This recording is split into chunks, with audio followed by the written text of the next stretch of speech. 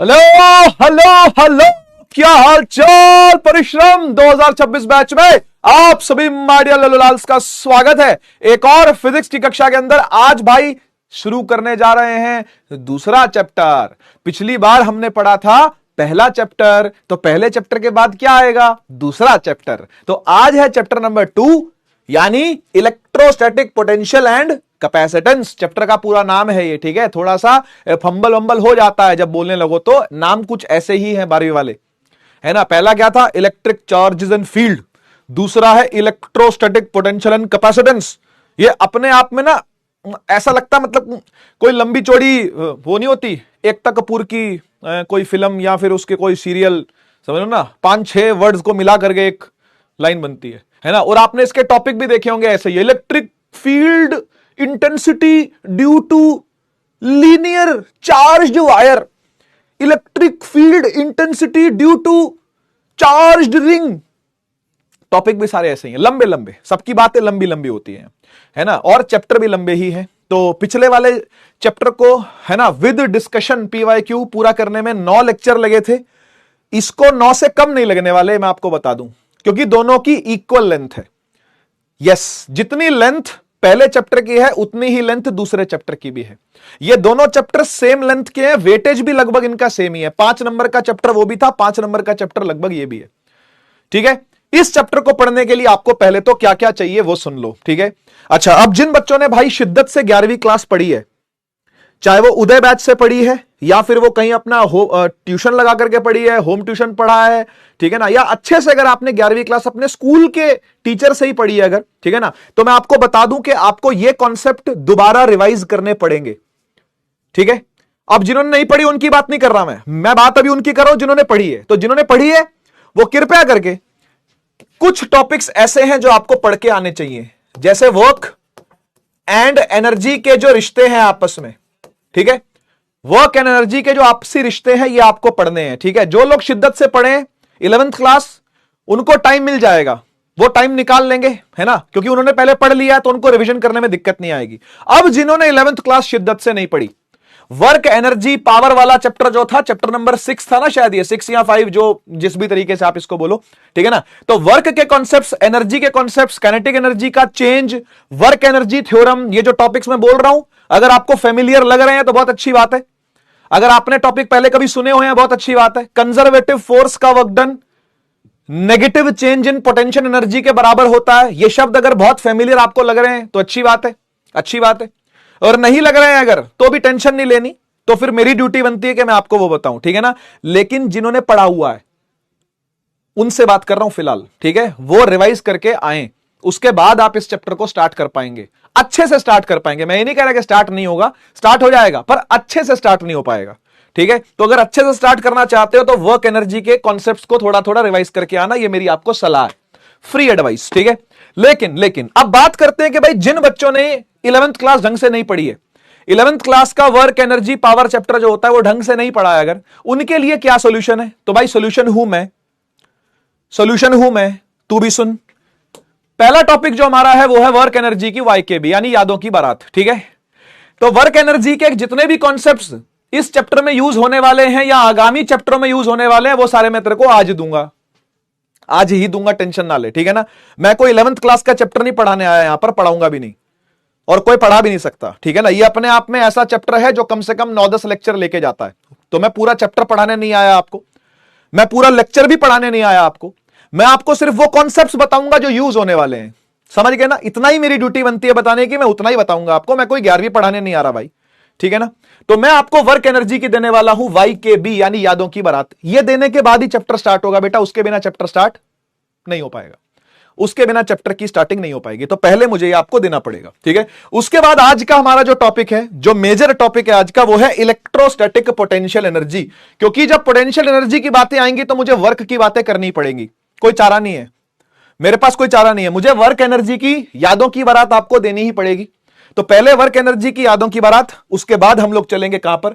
Electrostatic potential energy पर, ठीक है। अब आप में से जिसको जो कुछ कहना हो एक बार कमेंट सेक्शन के अंदर जरूर कहिए भाई।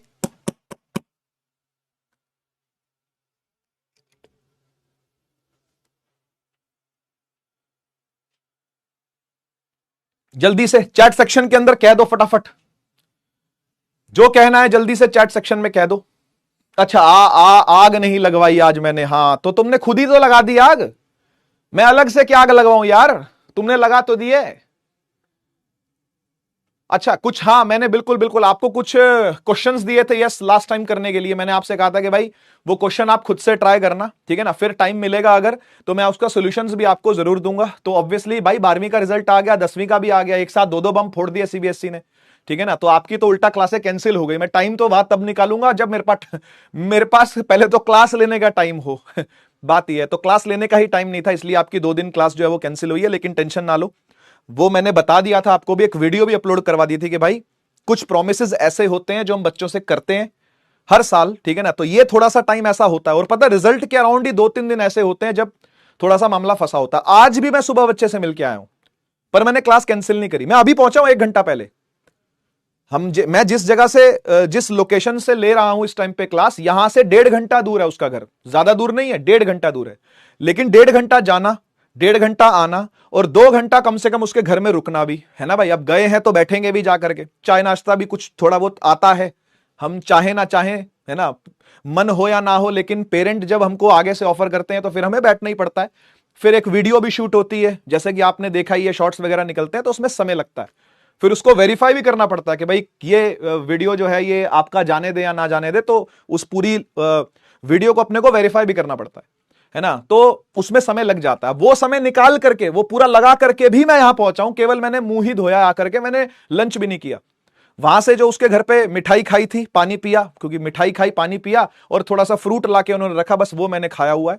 1 बजेगा, 5 बज गए हैं, तो आने में ही टाइम लग गया, तो इसलिए मैंने कुछ नहीं खाया। अब आपकी क्लास लेने के बाद ही मैं जाके घर पे डिनर ही करूंगा अब सीधा, और अगले दिन की पीपीटी बनाऊंगा कल की जो आपकी क्लास होगी। तो आप समझ रहे हो ना कि समय तो मैं तब निकालूंगा जब वाकई में समय मेरे पास होगा, फिलहाल तो नहीं है। लेकिन जो बच्चे ये कह रहे हैं कि सर हमसे पूरा असाइनमेंट नहीं बना, या सर असाइनमेंट का कम से कम सोल्यूशन दे दीजिए, इतने सारे असर्शन रीजन के क्वेश्चन थे उसके अंदर जो मैं छोड़ करके गया था आपके करने के लिए।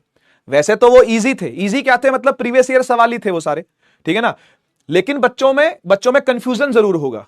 तो आपको मतलब क्या लगता है कि मैं इतना इररिस्पॉन्सिबल हूं कि मैं सवाल देकर चला जाऊंगा आपको और उसको सॉल्व नहीं करवाऊंगा, या सिर्फ एक ही सेशन लूंगा? भाई ये 10th क्लास नहीं है, ये 9th क्लास नहीं है। आप कभी 9th 10th में भी मुझसे पढ़ते थे ना, तो याद करो चैप्टर खत्म होने के बाद मैं एक लेक्चर अलग से लेता था, एनसीईआरटी का पूरा डिस्कशन करता था कि नहीं करता था? तो ये कोई पहला मूवमेंट नहीं है भाई जो मैं आपके साथ डिस्कशन करूंगा। आगे और भी मौके आएंगे, आगे और भी चीजें आएंगी। आपका जो मिड टर्म आएगा जब सितंबर का, है ना, तो भी कोर्स थोड़ा सा स्लो होता है, उस टाइम पर भी मैं आकर के आपसे पुराने चैप्टरों का डिस्कशन करूंगा, पुराने चैप्टरों के सवाल करूंगा। जो बच्चे मुझसे नींव में पढ़े थे, 9th क्लास का हमारा बैच, उड़ान में पढ़े थे, 10th क्लास का हमारा बैच, वो याद करें। आप उदय वाले जरा बताएं बाकी अपने फेलो बच्चों को, जो आपके दूसरे क्लासमेट्स हैं, जो आपके दूसरे बैचमेट्स हैं, उनको बताएं जरा 11th का अगर मैंने कोई चैप्टर पढ़ाया है तो उसके बाद जो मैंने डिस्कशन किया है वो फुल एंड फाइनल किया है कि नहीं किया? किया है भाई, हर एक चैप्टर को क्लोज किया है मैंने अपने हाथों से। तो आपको क्या लगता है ये चैप्टर क्या मैं खुला छोड़ दूंगा जो पिछला वाला हमने पढ़ा है? ऐसा नहीं होगा बेटा, आपके बोर्ड आने तक मैं लगा रहूंगा, यह बैच डटा रहेगा अपनी जगह, चाहे यूट्यूब पर कुछ भी चलता रहे, है ना। वैसे हमारी एंगेजमेंट जो होती है, हमारा जो फोकस होता है, फिर वो यूट्यूब पर शिफ्ट हो जाता है जब आप लोग का सिलेबस खत्म होने लगता है। लेकिन तुम टेंशन ना लो भाई, अगर मैंने तुम्हें कोई वादा किया तो वादा पूरा होगा।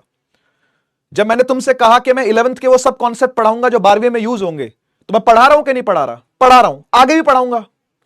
जब जब जिस जिस चीज की जरूरत आपको पड़ेगी तब तब मैं खड़ा रहूंगा आपके साथ भाई, टेंशन ना लो आप। आपकी बोर्ड की तैयारी करवानी, वो भी जिस लेवल का बोर्ड का एग्जाम आ रहा है उस लेवल के सवाल करवाने। मैं आपको जेई के सवाल लेके आया कि नहीं आया? मैं नीट के सवाल लेके आया कि नहीं आया? पिछले मैं क्लासेस के बीच में नीट लेवल के सवाल लेके आ रहा हूं, क्लासेस के एंड में जेई लेवल के सवाल लेकर के आ रहा हूं। प्रीवियस ईयर बोर्ड के वो सारे सवाल लेकर के आया 2025 के, 2024 के, जिनमें बच्चे रोए हैं, वो सारे सवाल मैंने आपके बीच में लाकर के सब्जेक्टिव सॉल्व करवाए। तो मैं बीच में छोड़ दूंगा क्या यार? इतनी रिस्पॉन्सिबिलिटी मेरी मानो ना, इतनी रिस्पॉन्सिबिलिटी मेरी है ना। तूने ट्रस्ट किया है ना, ट्रस्ट करके ही ये बैच लिया है ना। तो कोई एक डिस्कशन नहीं होगा बेटा, ऐसे और डिस्कशंस आगे रखे जाएंगे, ठीक है ना। लेकिन कोर्स भी आगे चलना बहुत जरूरी है। अब बहुत सारे बच्चों का ये चैप्टर आ रहा है, चैप्टर नंबर 2, और अभी 15 मई आज हो गई है ना, 18 मई, 20 मई, 29 मई, 28 मई ऐसे उनके एग्जाम्स हैं। अब कुछ तो यूनिट टेस्ट में बेचारे लिख करके आएंगे कि नहीं आएंगे वो, है ना, नहीं तो 50% मार्क्स ही आएंगे। एक चैप्टर आपका पूरा हो चुका है, स्कूल के अंदर तो तीसरे चैप्टर पर पहुंच चुके हैं, टेस्ट वो दूसरे चैप्टर तक का ले रहे हैं। आप समझो इस चीज को, ठीक है ना। तो मुझे भी मेरी रिस्पॉन्सिबिलिटीज की पूरी पूरी समझ है, ठीक है। आप भी थोड़ा सा ट्रस्ट दिखाओ। अगर मैंने पहले वाले चैप्टर में कुछ क्वेश्चन छोड़ दिए थे, उनका भी मैं डिस्कशन करूंगा, नए सवाल भी लेकर के आऊंगा, ठीक है। लेकिन ये टाइम टू टाइम होगा, इसमें टाइम लगेगा। ऐसा भी हो सकता है कि मैं 2-3 चैप्टर इकट्ठे कर दूं और फिर एक प्रैक्टिस सेशन लंबा ले लूं, 3 घंटे का प्रैक्टिस सेशन ले लूं किसी संडे को, ठीक है ना। लेकिन वो तब होगा जब कोर्स थोड़ा सा आगे बढ़ चुका होगा, आप थोड़ा सा कंफर्टेबल हो चुके होगे अपने स्कूल के साथ और हमारे परिश्रम के साथ, ठीक है ना। दोनों चीजों के साथ जब आप थोड़ा कंफर्टेबल हो जाओगे ना, तब मैं ये चीज करवाऊंगा। तो मैं कहीं नहीं जा रहा भाई, मेरे पास कुल 3 बैच ही हैं। एक उड़ान बैच है, एक उदय बैच है और एक परिश्रम बैच है, ठीक है ना। और मुझे पता है कि उड़ान से कितना गुना ज्यादा फोकस मुझे परिश्रम और उदय पर करना है, कम से कम 5 गुना ज्यादा फोकस। मतलब जितनी मेहनत मैं कभी उड़ान में करता था ना, उससे 5 गुना ज्यादा मेहनत, 5 गुना ज्यादा परिश्रम मैं इस परिश्रम बैच में करने वाला हूं। तो आपको ना तो पीवाईक्यूज की टेंशन लेनी है, ना एनसीईआरटी डिस्कशन की टेंशन लेनी है, ठीक है ना ही टाइम टू टाइम रिवीजन की टेंशन लेनी है। ये सारी टेंशन आप मुझ पर छोड़ दो। आपने सिर्फ रेगुलर क्लास अटेंड करनी है, नोट्स बनाने हैं और जो होमवर्क दिया जाए वो करना है, और इसको रेगुलर करना है। अब मुझे एक बात बताओ, आपकी 2 दिन क्लास कैंसिल हुई, उससे पहले के 3 दिन आपकी क्लास नहीं हुई। सैटरडे क्लास नहीं होती हमारी, संडे क्लास नहीं होती हमारी, मंडे क्लास नहीं होती हमारी, ट्यूसडे कैंसिल हुई, वेडनेसडे कैंसिल हुई। इन 5 दिनों में आपने क्या किया, ऑनेस्टली बताना जरा। इन 5 दिनों में आपने फिजिक्स का क्या किया? ज्यादातर वो होंगे जिन्होंने खोल के भी नहीं देखी। 5 दिनों में खोल के भी नहीं देखा। मैं सच्चाई बोल रहा हूं भाई, मेरे को कमेंट पढ़ने की जरूरत भी नहीं है, मैं सच्चाई बोल रहा हूं ये बात। और आज जब मैं टॉपर से मिलके आया हूं ना, परिश्रम बैच का ही टॉपर है वो परिश्रम बैच से ही पढ़ा था लास्ट ईयर। वो पता क्या बोल रहा था, सिर्फ एक चीज चाहिए, कंसिस्टेंसी। 98% नंबर लेकर के आया वो सीबीएसई बोर्ड के अंदर। सीबीएसई बोर्ड में 98% मार्क्स लेकर के आया है। कैसे आए? मैंने पूछा बैकलॉग बनता था? बोलता हाँ बनता था। मैं कहता कभी मन नहीं करता पढ़ने का? हाँ ऐसा भी होता था, मन नहीं करता। लेकिन किसी भी चीज को ना उसने लिंगर ऑन नहीं किया। लिंगर ऑन का मतलब होता है लटका के खींच के लंबा कर देना। बैकलॉग आया, कह रहा सर मैंने 2 दिन के अंदर अंदर निपटा दिया। कह रहा मन नहीं होता था, 15 मिनट कुछ और काम किया, म्यूजिक सुन लिया। उसने मुझे खुद बताया, कह रहा सर मैं म्यूजिक सुन लेता था तो म्यूजिक से थोड़ी सी मुझे रिक्रिएशनल हो जाती थी, थोड़ा सा हील कर लेता था मैं खुद को। या फिर वो स्केचिंग करता था, उसकी एक हॉबी स्केचिंग करने की है। आज आप देखो एनसीईआरटी वाला पर जाकर के, जब मैं उससे मिला हूं तो मैंने उसके साथ ऐसी ऐसी गहरी बातें करी हैं जो उसकी प्रिपरेशन से आप बहुत कुछ सीखोगे। एनसीईआरटी वाला चैनल पर देखना, शॉर्ट्स डल रहे हैं। वो शॉर्ट्स में पूरी कहानी तो नहीं होती, लेकिन आपको आइडिया जरूर लग जाएगा कि उस टॉपर का माइंडसेट क्या है और किसी भी टॉपर का क्या माइंडसेट होता है, किसी भी अच्छे मार्क्स लाने वाले का क्या माइंडसेट होता है। भाई मेरे भी अच्छे मार्क्स थे जब मैं 12th में था। तो मैंने आपको बताया कि मैंने 12th के अंदर ऐसी मेहनत करी थी कि 1 साल में 2 साल का कोर्स करा था। तो मेरी बात भी अगर आप मानोगे ना, मेरी मार्कशीट भी अगर आप देखोगे ना, तो आप प्रसन्न हो जाओगे यार, आप भी सर टॉपर से कम नहीं थे। केमिस्ट्री में मेरे 98 थे, 100 में से 98, ठीक है। 12वीं के बाद मैंने केमिस्ट्री कभी छुई भी नहीं, पढ़ने के लिए ना पढ़ाने के लिए, छुई भी नहीं। फिजिक्स में मेरे 91 थे, 91, लेकिन पेपर में 100 नंबर का करके आया था और 100 का 100 बिल्कुल ठीक था। अब ये 91 कैसे आए? इट्स ऑल किस्मत। बहुत चीजें किस्मत पर डिपेंड करती है। आज मुझे बच्चे मैसेज कर रहे हैं 10th बोर्ड वाले, आज मुझे मैसेज कर रहे हैं बच्चे 12th बोर्ड वाले, सर हम पेपर करके आए थे 9900 का, उम्मीद थी कि 9900 आएंगे, 1 नंबर भी नहीं कटेगा, लेकिन सर हमारे तो 92 आए हैं। कहां कट गए 8 नंबर? ये चुभते हैं उस बच्चे को बेटा जिसने मेहनत करी होती है, उस बच्चे को चुभन होती है उस चीज से। आप भी तो कभी 10th बोर्ड दिए हो, आप भी समझ सकते हो कि जो टारगेट आपने सोचा था वो टारगेट अगर कभी अचीव नहीं होता, उससे थोड़ा पीछे रह जाता है, तो हल्का सा मलाल तो होता है, हल्का सा दुख तो होता है, लेकिन ठीक है, रिजल्ट की खुशी में सब चीजें डाइल्यूट हो जाती हैं। और पहली बार आप लोगों ने 10th का बोर्ड दिया था, उसके बाद हिम्मत करी थी कि यार हाँ 10th के बोर्ड में अच्छे मार्क्स हैं, चलो साइंस लेते हैं, चलो पीसीएम लेते हैं, चलो पीसीबी लेते हैं, चलो पीसीएम भी लेते हैं। फिर 11th में क्या हुआ तो मुझे बताने की जरूरत नहीं है, आपको बेटर पता है कि आपने क्या किया 11th में। तो वो चीजें 12th में नहीं होनी चाहिए बेटा। कंसिस्टेंसी डे 1 से रखो। अगर तुम्हें 5 दिन का गैप मिला है तो उस 5 दिन के अंदर आप अपने बैकलॉग क्लियर करो। आप में से बहुत सारे बच्चे लेट आए हैं इस बैच के अंदर, बाद में जुड़े हैं। मैं चैप्टर एक चैप्टर पूरा करवा चुका हूं मैं, उसमें 9 लेक्चर लगे हैं। 9 लेक्चर देखने में आपको कितनी देर लगेगी आप डिसाइड करो, और लेक्चर पूरा देखना पड़ेगा। शॉर्टकट पे जाना हो तो फिर बैच खरीदने का फायदा नहीं, शॉर्टकट तो बहुत पड़े हैं, पूरा चैनल भरा पड़ा है।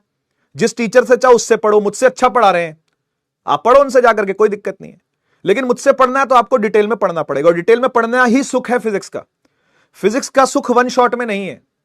पढ़ाने वाले पढ़ाते हैं वन शॉट, पर मैं खुद अपने मुंह से बोल रहा हूं, कभी मैं भी अगर वन शॉट पढ़ा रहा हूं ना, तो वो सुख नहीं है जो मैं क्लास के अंदर आपको देता हूं।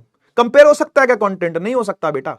आप अगर कुछ आ करके खरीद करके देख रहे हो बैच के अंदर, और टीचर कई गुना ज्यादा मेहनत करता है जब आपके साथ बैच में जुड़ता है। पता है क्यों? एक अपनापन सा फील होता है कि यार ये मेरा बच्चा है, ये परिश्रम का बच्चा है, मेरा बच्चा है, ये लास्ट ईयर उदय में था, ये मेरा बच्चा है, ये उससे पहले उड़ान में था, ये मेरा बच्चा है। ऐसी लगाव फील होता है बच्चे के साथ। तो हम भी अपने से ज्यादा कोशिश करते हैं मेहनत करने की, कि जितना हमारा पोटेंशियल है ना मेहनत करने का, उससे ज्यादा मेहनत करेंगे इस बच्चे के लिए। तो आप स्ट्रेस मत लो इस चीज का, आप टेंशन मत लो, आप बस अपना टाइम वेस्ट मत करो। ये 5 दिन जिन बच्चों ने वेस्ट करे हैं ना, हो सकता है ऐसे और भी दिन आए, कभी मैं बिजी हूं किसी चीज में, कभी समृद्धि मैम तो नहीं पढ़ा रही इस बैच में, आरुषि मैम मान लो बिजी है, ठीक है ना, और कभी सुनील सर मान लो बिजी है, कभी और कोई टीचर बिजी है, कोई बीमार पड़ गया, कुछ दिन क्लास कैंसिल हो गई, उस टाइम आप क्या करोगे? बैठे रहोगे। मेरे इनबॉक्स भरा पड़ा है, मेरा इंस्टाग्राम पे इनबॉक्स भरा पड़ा है, सर क्लासेस कैंसिल क्यों हो गई, क्यों? मुझे स्पेशली वीडियो बनानी पड़ी, इसकी वीडियो बना करके बताना। अरे भाई हो गई अगर क्लास कैंसिल बाई चांस, तो आप अपना बैकलॉग पूरा करो। नहीं हो रहा, बैकलॉग नहीं है, 0 बैकलॉग है, तो रिवीजन करो। रिवीजन भी नहीं पूरा हो गया अगर, तो फिर सवाल लगाओ, असाइनमेंट लगाओ। कितना कुछ तो मैं देके जाता हूं क्लास के अंदर आपको, कितना कुछ तो मैंने दिया है पिछले चैप्टर में आपको करने को।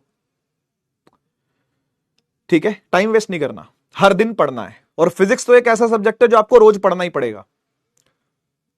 यह बात मैं दोनों टॉपर को बोल के आया हूं, मतलब वो तो चलो 12वीं पास हो गया, 10वीं पास वाली से जो मिल करके आया हूं मैं, उसको भी मैं ये चीज बोल करके आया हूं, बेटा मैं कहा तू नीट देने वाली है, वो नीट की प्रिपरेशन चालू कर रही है अभी, 10th बोर्ड से 11th में गई है अभी वो। तो मैंने उसको बोला, मैं कहा बेटा फिजिक्स एक ऐसी चीज है तुझे रोज पढ़नी पड़ेगी। बायो तू कर लेगी, बायो थ्योरेटिकल होती है, कॉन्सेप्चुअल होती है नो डाउट, लेकिन थ्योरेटिकल होती है। फिजिक्स में कैलकुलेशन में दिक्कत आती है, कौन सा फॉर्मूला लगेगा अप्रोच समझने में दिक्कत आती है, क्वेश्चन की लैंग्वेज क्या है डिकोड करने में प्रॉब्लम आती है। तो ये प्रैक्टिस से होगा और वो रोज करनी पड़ेगी। पीसीएम वाले को नहीं बोलूंगा मैं कभी भी, जो फिजिक्स केमिस्ट्री मैथ वाला है ना, और जो जेई की तैयारी कर रहा है उसको बोलूंगा मैथ रोज कर, उसके लिए मैथ रोज करनी ज्यादा जरूरी है। लेकिन जो पीसीबी यानी नीट की तैयारी कर रहा है मान लेते हैं, उसके लिए फिजिक्स रोज करनी जरूरी है। और बोर्ड का लेवल तो देखो जरा, केमिस्ट्री में वो लेवल ही नहीं है भाई, बायो में वो लेवल ही नहीं है, मैथ में भी ठीक ठाक लेवल है, लेकिन फिजिक्स के अंदर जरा लेवल देखो क्या है। बताओ रोज पढ़ना पड़ेगा कि नहीं पढ़ना पड़ेगा, या तुम शिकायत करने आ जाओगे कि क्लास कैंसिल क्यों हो गई है? ठीक है तो शिकायत नहीं करो, काम पे लग जाओ, ठीक है ना। ब्लेम गेम नहीं खेलना चाहिए कभी भी। ब्लेम गेम से पता किसका नुकसान होता है? उसी का जो ब्लेम कर रहा होता है दूसरे वाले को, सामने वाले को कोई नुकसान नहीं होता। ब्लेम गेम से सिर्फ हमारा ही साइकोलॉजिकल लॉस है, ठीक है ना, कि तेरी वजह से नहीं हुआ, तेरी वजह से नहीं हुआ, तू कारण है, तेरी वजह। अरे तू खुद को देख पहले भाई, कि तूने क्या कमी रखी, तूने उस टाइम पर क्या किया।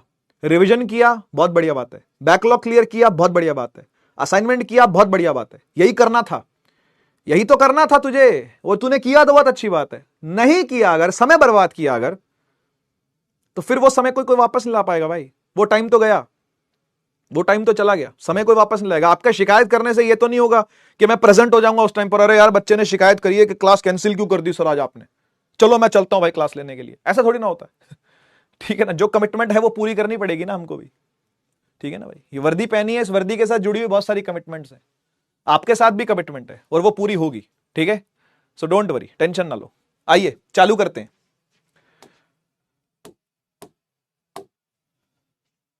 चैट बंद, full focus, full screen, chat बंद, फुल फोकस, फुल स्क्रीन पे फुल फोकस कर लो। आ जाओ आ जाओ। आप लोगों का यूनिट इलेक्ट्रोस्टैटिक्स नाम का है जिसको हम लोग पढ़ रहे हैं, ठीक है।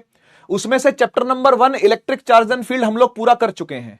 सारे टॉपिक मैं आपको बता देता हूं, पूरे हुए हैं या नहीं हुए हैं चेक कर लो, क्योंकि मैं बताता हूं एक समस्या और चल रही है।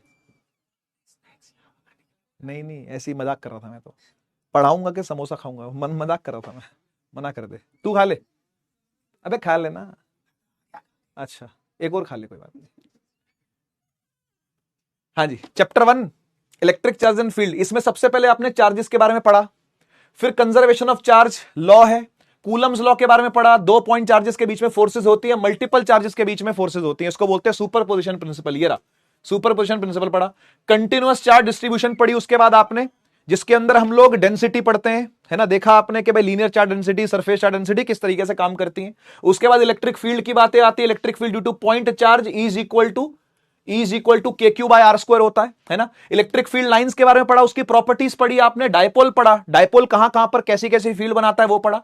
उसके बाद आपने टॉर्क पढ़ी, है ना, टॉर्क पढ़ी, इलेक्ट्रिक फील्ड डायपोल की पढ़ी, फिर टॉर्क पढ़ी, ठीक है। उसके बाद आपने फ्लक्स पढ़ा, गॉस थ्योरम की स्टेटमेंट पढ़ी, उसकी एप्लीकेशंस देखी। कहां कहां की एप्लीकेशंस थी, एक थी इनफाइनेटली लॉन्ग स्ट्रेट वायर, मैंने आपको सबसे पहले यही पढ़ाई थी, लॉन्ग स्ट्रेट वायर। फिर उसके बाद पढ़ाई मैंने आपको इनफाइनाइट प्लेन शीट। उसके बाद मैंने आपको पढ़ाया thin spherical shell inside and outside. इसके अलावा जो भी चीजें आप मुझे इंस्टाग्राम पर आकर के मैसेज कर रहे हो कि आपने ये नहीं कराया, वो नहीं कराया, यहां से मिला वहां से मिला, सिलेबस में नहीं है। सिलेबस में नहीं है तो टेंशन नहीं लो, इसलिए सिलेबस चिपका के लाया था ताकि तू वेरीफाई कर सके। याद है, लेक्चर 1 में जाके देख, लेक्चर 1 में जाके देख बेटा, मैंने वहां पे लिखवाया हुआ कि सिलेबस क्या है। ऐसा ही एक स्क्रीनशॉट लेकर के वहां पर मैं आया हूं, मैंने बोला है कि ये टॉपिक्स है ताकि तू वेरीफाई कर सके। उसके बावजूद भी मुझे मैसेज क्या आ रहे हैं इंस्टा पर, मैं आपको बताता हूं। मैं रिप्लाई नहीं कर पाता हूं क्योंकि काफी मैसेजेस होते हैं और हर तरीके के मैसेजेस होते हैं, सबको मैं रिप्लाई नहीं कर पाता, लेकिन कोशिश करता हूं, कभी कभी रिएक्ट कर देता हूं। आग बना दी, है ना, फ्लैग बना दिया, ऑपरेशन सिंदूर की बातें चल रही होती तो बच्चे ने कुछ ऐसा इमोशनल मैसेज किया, मैंने फ्लैग बना दिया, कभी झंडा बना दिया, कभी हाथ जोड़ दिए, कुछ ना कुछ मैं करता रहता हूं, ठीक है ना। तो मैं रिएक्ट कर देता हूं, लेकिन मैं रिप्लाई कितना कर पाऊंगा, नहीं कर पाऊंगा, है ना, आप समझते हो। अब मुझे बच्चे आके क्या बोल रहे हैं, कह रहे सर सीयूईटी वाला चैनल पर आपने आज से 2 साल पहले 2 years अगो एक वीडियो बनाई थी इलेक्ट्रिक चार्ज एंड फील्ड पर। सर वो वीडियो ना 1 मिलियन के पार चली गई है, कॉन्ग्रेचुलेशंस। मैं कहा बेटा धन्यवाद, पहली वीडियो नहीं है मेरी जो 1 मिलियन के पार गई है, और मुझे कोई व्यूज से फर्क भी नहीं पड़ता कि कितने मिलियन गई है कितने मिलियन नहीं गई है। मेरी वैल्यू टीचर की है, पढ़ाने की है, गाइड की है, मेंटोर की है, मैं वो काम अच्छे से करता हूं। मैं व्यूज नहीं देखता उसके बाद कितने आए कितने नहीं आए, ठीक है ना भाई। तो कितनी ही वीडियो पता नहीं कितने मिलियन चली गई होगी, मुझे उससे फर्क नहीं पड़ता। उसमें बच्चा ये लिखता है साथ में, सर बट। मैं कहा क्या बेटा बट। कहता है सर उसमें जो आपने टॉपिक्स करवाए हैं ना, वो सारे टॉपिक आपने परिश्रम बैच के अंदर क्यों नहीं करवाए। मैं कहा बेटा ऐसा कौन सा टॉपिक है। तो उसने क्या लिखा, सर यूनिफॉर्मली, ये कहां गया, यूनिफॉर्मली थिन स्फेरिकल शेल तो आपने बताया, आपने सॉलिड कंडक्टर नहीं बताया। कहीं दिख रहा है तुझे सॉलिड कंडक्टर बेटा इसमें, नहीं है ना, कट गया है।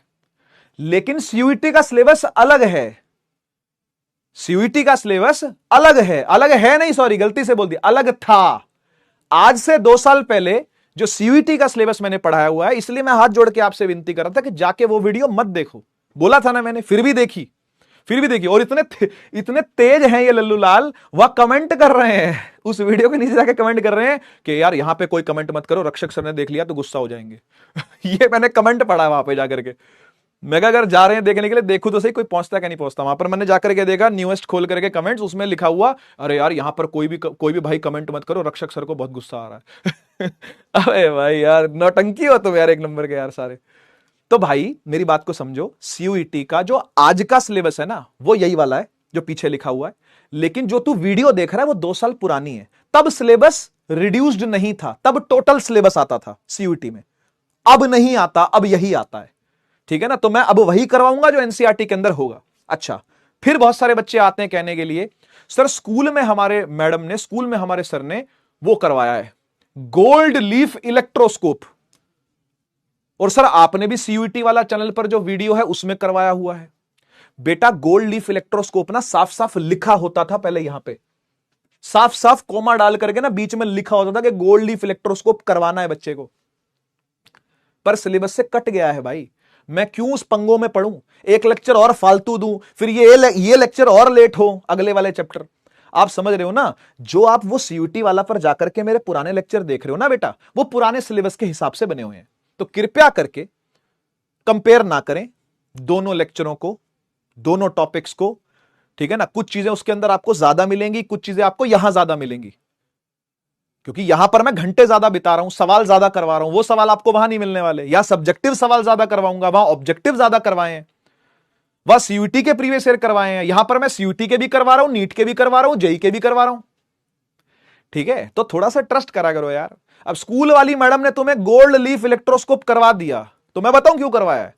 क्योंकि कुछ टीचरों की आदत होती है, उन्होंने अपने टाइम पे नोट्स बनाए होते हैं, कुछ नोट्स बनाए होते हैं अपने टाइम पर, है ना, वो नोट्स को अपडेट नहीं करते। ये आदतें हैं। पुराने टीचर जो स्कूल के होते हैं ना, मैं भी कभी स्कूल में पढ़ाया हूं, मुझे पता है ना स्कूल में कैसा वातावरण रहता है। तो वातावरण कुछ इस प्रकार का होता है कि टीचर के पास, फिजिक्स के मास्टर के पास एक रजिस्टर होता है जिसके अंदर वो सारी डेरिवेशन लिख करके लाता है। डेफिनेशन भी होंगी और डेरिवेशंस भी होंगी, सारी लिख करके लाता है, पन्ने पलटेगा, उसके हिसाब से वो लिखता चला जाएगा, उसके बाद फिर वो डेरिवेशन को समझा देगा। मैं नहीं कह रहा कि कोई खराब तरीका है पढ़ाने का, अपना अपना तरीका है। हम पीपीटी पे लिख के लाते हैं, वो अपने हाथ में लिख करके लाते हैं, उसमें रजिस्टर में लिख करके लाते हैं, कोई दिक्कत नहीं है। लेकिन वो नोट्स को टाइम टू टाइम अपडेट नहीं कर रहे। ठीक है, गोल्ड लीफ इलेक्ट्रोस्कोप एनसीईआरटी में कहां है बताओ? सॉलिड कंडक्टर, सॉलिड स्फेरिकल जो ये होता है कंडक्टर, वो कहां है एनसीईआरटी में बताओ? ठीक है, तो टेंशन ना ले बेटा, जितना मैं करवा रहा हूं वो सिलेबस के अकॉर्डिंग ही करवा रहा हूं। आगे भी जो मैं करवाऊंगा वो सिलेबस के अकॉर्डिंग ही करवाऊंगा। इलेक्ट्रोस्टैटिक पोटेंशियल एंड कैपेसिटेंस का सिलेबस ये लिखा आपके सामने। ठीक है, देखो साफ साफ लिखा हुआ है, किसी चीज की डेरिवेशन नहीं है तो सिर्फ फॉर्मूला है। मैं क्यों घुसूंगा डेरिवेशन में? फिर क्या काम किया आपके? जब सिलेबस में नहीं है तो फिर क्यों पंगा लूं मैं उस चीज का? ठीक है ना भाई, जो चीजें कट चुकी हैं वो करवाने का फायदा नहीं है। अच्छा, अब इसमें कुछ बच्चे और भी आए, वो कह रहे हैं सर पिछले साल परिश्रम में हमारे पास खजाना है, उससे पिछले साल वाले परिश्रम का भी हमारे पास खजाना है, हमने वो वाला वीडियो जाकर के देखा, उसमें उन सर ने बहुत ज्यादा पढ़ाया हुआ है, आप उस हिसाब। फिर वही बात बेटा, हर साल सिलेबस चेंज हुआ है, हर साल सिलेबस कुछ ना कुछ रिड्यूस करा है, ऐसी ऐसी चीजें ला करके लिख दी हैं उन्होंने, डेरिवेशन नहीं सिर्फ फॉर्मूला। तो मैं क्यों पंगों में घुसूं? जो 2 साल पुरानी वीडियोस हैं, 1 साल पुरानी वीडियोस हैं, वो सब उस टाइम के सिलेबस के हिसाब से है। ठीक है ना, तो आप टेंशन ना लें। ठीक है, अगर आप अपने स्कूल के एग्जाम के लिए, स्कूल के टेस्ट के लिए थोड़ा सा आगे देखना चाहते हैं, आगे पढ़ना चाहते हैं, कुछ स्कूल्स के अंदर क्या होता है कि मॉडर्न फिजिक्स पहले करवा दी जाती है, तो उनके लिए खजाना अच्छा है भाई, पर पूरा खजाना अच्छा नहीं है। पूरा खजाना अच्छा आज के सिलेबस के हिसाब से नहीं है। तो आप प्लीज सीबीएसई की वेबसाइट पर जाकर के अपना सिलेबस डाउनलोड कर लो, या आप किसी और बोर्ड के हो, एमपी बोर्ड के बहुत सारे बच्चे हमारे यहां पे हैं, बिहार बोर्ड के बच्चे बहुत सारे यहां पर हैं। ठीक है ना, तो पता चल जाता है हमको, डिटेल्स जब हम लेते हैं तो आइडिया लग जाता है अपने को कि बच्चा कहां का है। तो बहुत सारे बोर्ड्स के बच्चे यहां पर आते हैं परिश्रम में, हर साल आते हैं, उड़ान में भी थे, उदय में भी थे, हर बोर्ड का बच्चा यहां पर आता है। उनके अपने अपने बोर्ड के बैचेस भी हैं, लेकिन उसके बावजूद भी आते हैं कुछ बच्चे यहां पर। तो भाई अपने अपने बोर्ड का सिलेबस अपनी अपनी बोर्ड की वेबसाइट से डाउनलोड करो और चेक करो कि वो चीज है भी या नहीं है, या तुम लगे हो बस पढ़ने में। गोल्ड लीफ इलेक्ट्रोस्कोप का थ्योरी लिखवा दीजिए सर। अरे भैया क्या बोले, क्या बोले? अब डाउनलोड करके देखो सिलेबस को। नहीं डाउनलोड होता मैं ले आऊंगा छाप करके, यार मैं ला तो रहा हूं। वेरीफाई तो कर ले, वेरीफाई भी नहीं करना। पुराना आपने 2 साल पहले पढ़ाया था, अब क्यों नहीं पढ़ा रहे? भूल गया मैं, याददाश्त कमजोर है मेरी, बादाम खाने छोड़ दिए बेटा मैंने, मूंगफली खाता हूं तब से।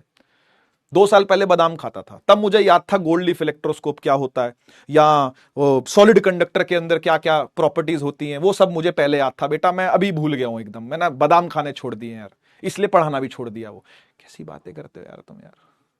अब से ऐसे मैसेज मत करना भाई, ठीक है? मुझे पता है सिलेबस क्या है, मुझे पता है क्या पढ़ाना है, मुझे पता है इस टाइम पर कौन कहां क्या पढ़ा रहा है, ये भी पता है मुझे। एट प्रेजेंट पीडब्ल्यू के अलावा भी कौन सा टीचर किस बैच में क्या कंटेंट प्रोवाइड कर रहा है, ये भी मुझे पता है भाई। मैं अपडेट रहता हूं पूरे समाज से, हमारा जो टीचर समाज है ना, उससे मैं पूरा अपडेट रहता हूं कि किस बैच में क्या, कौन व्यक्ति क्या कंटेंट दे रहा है।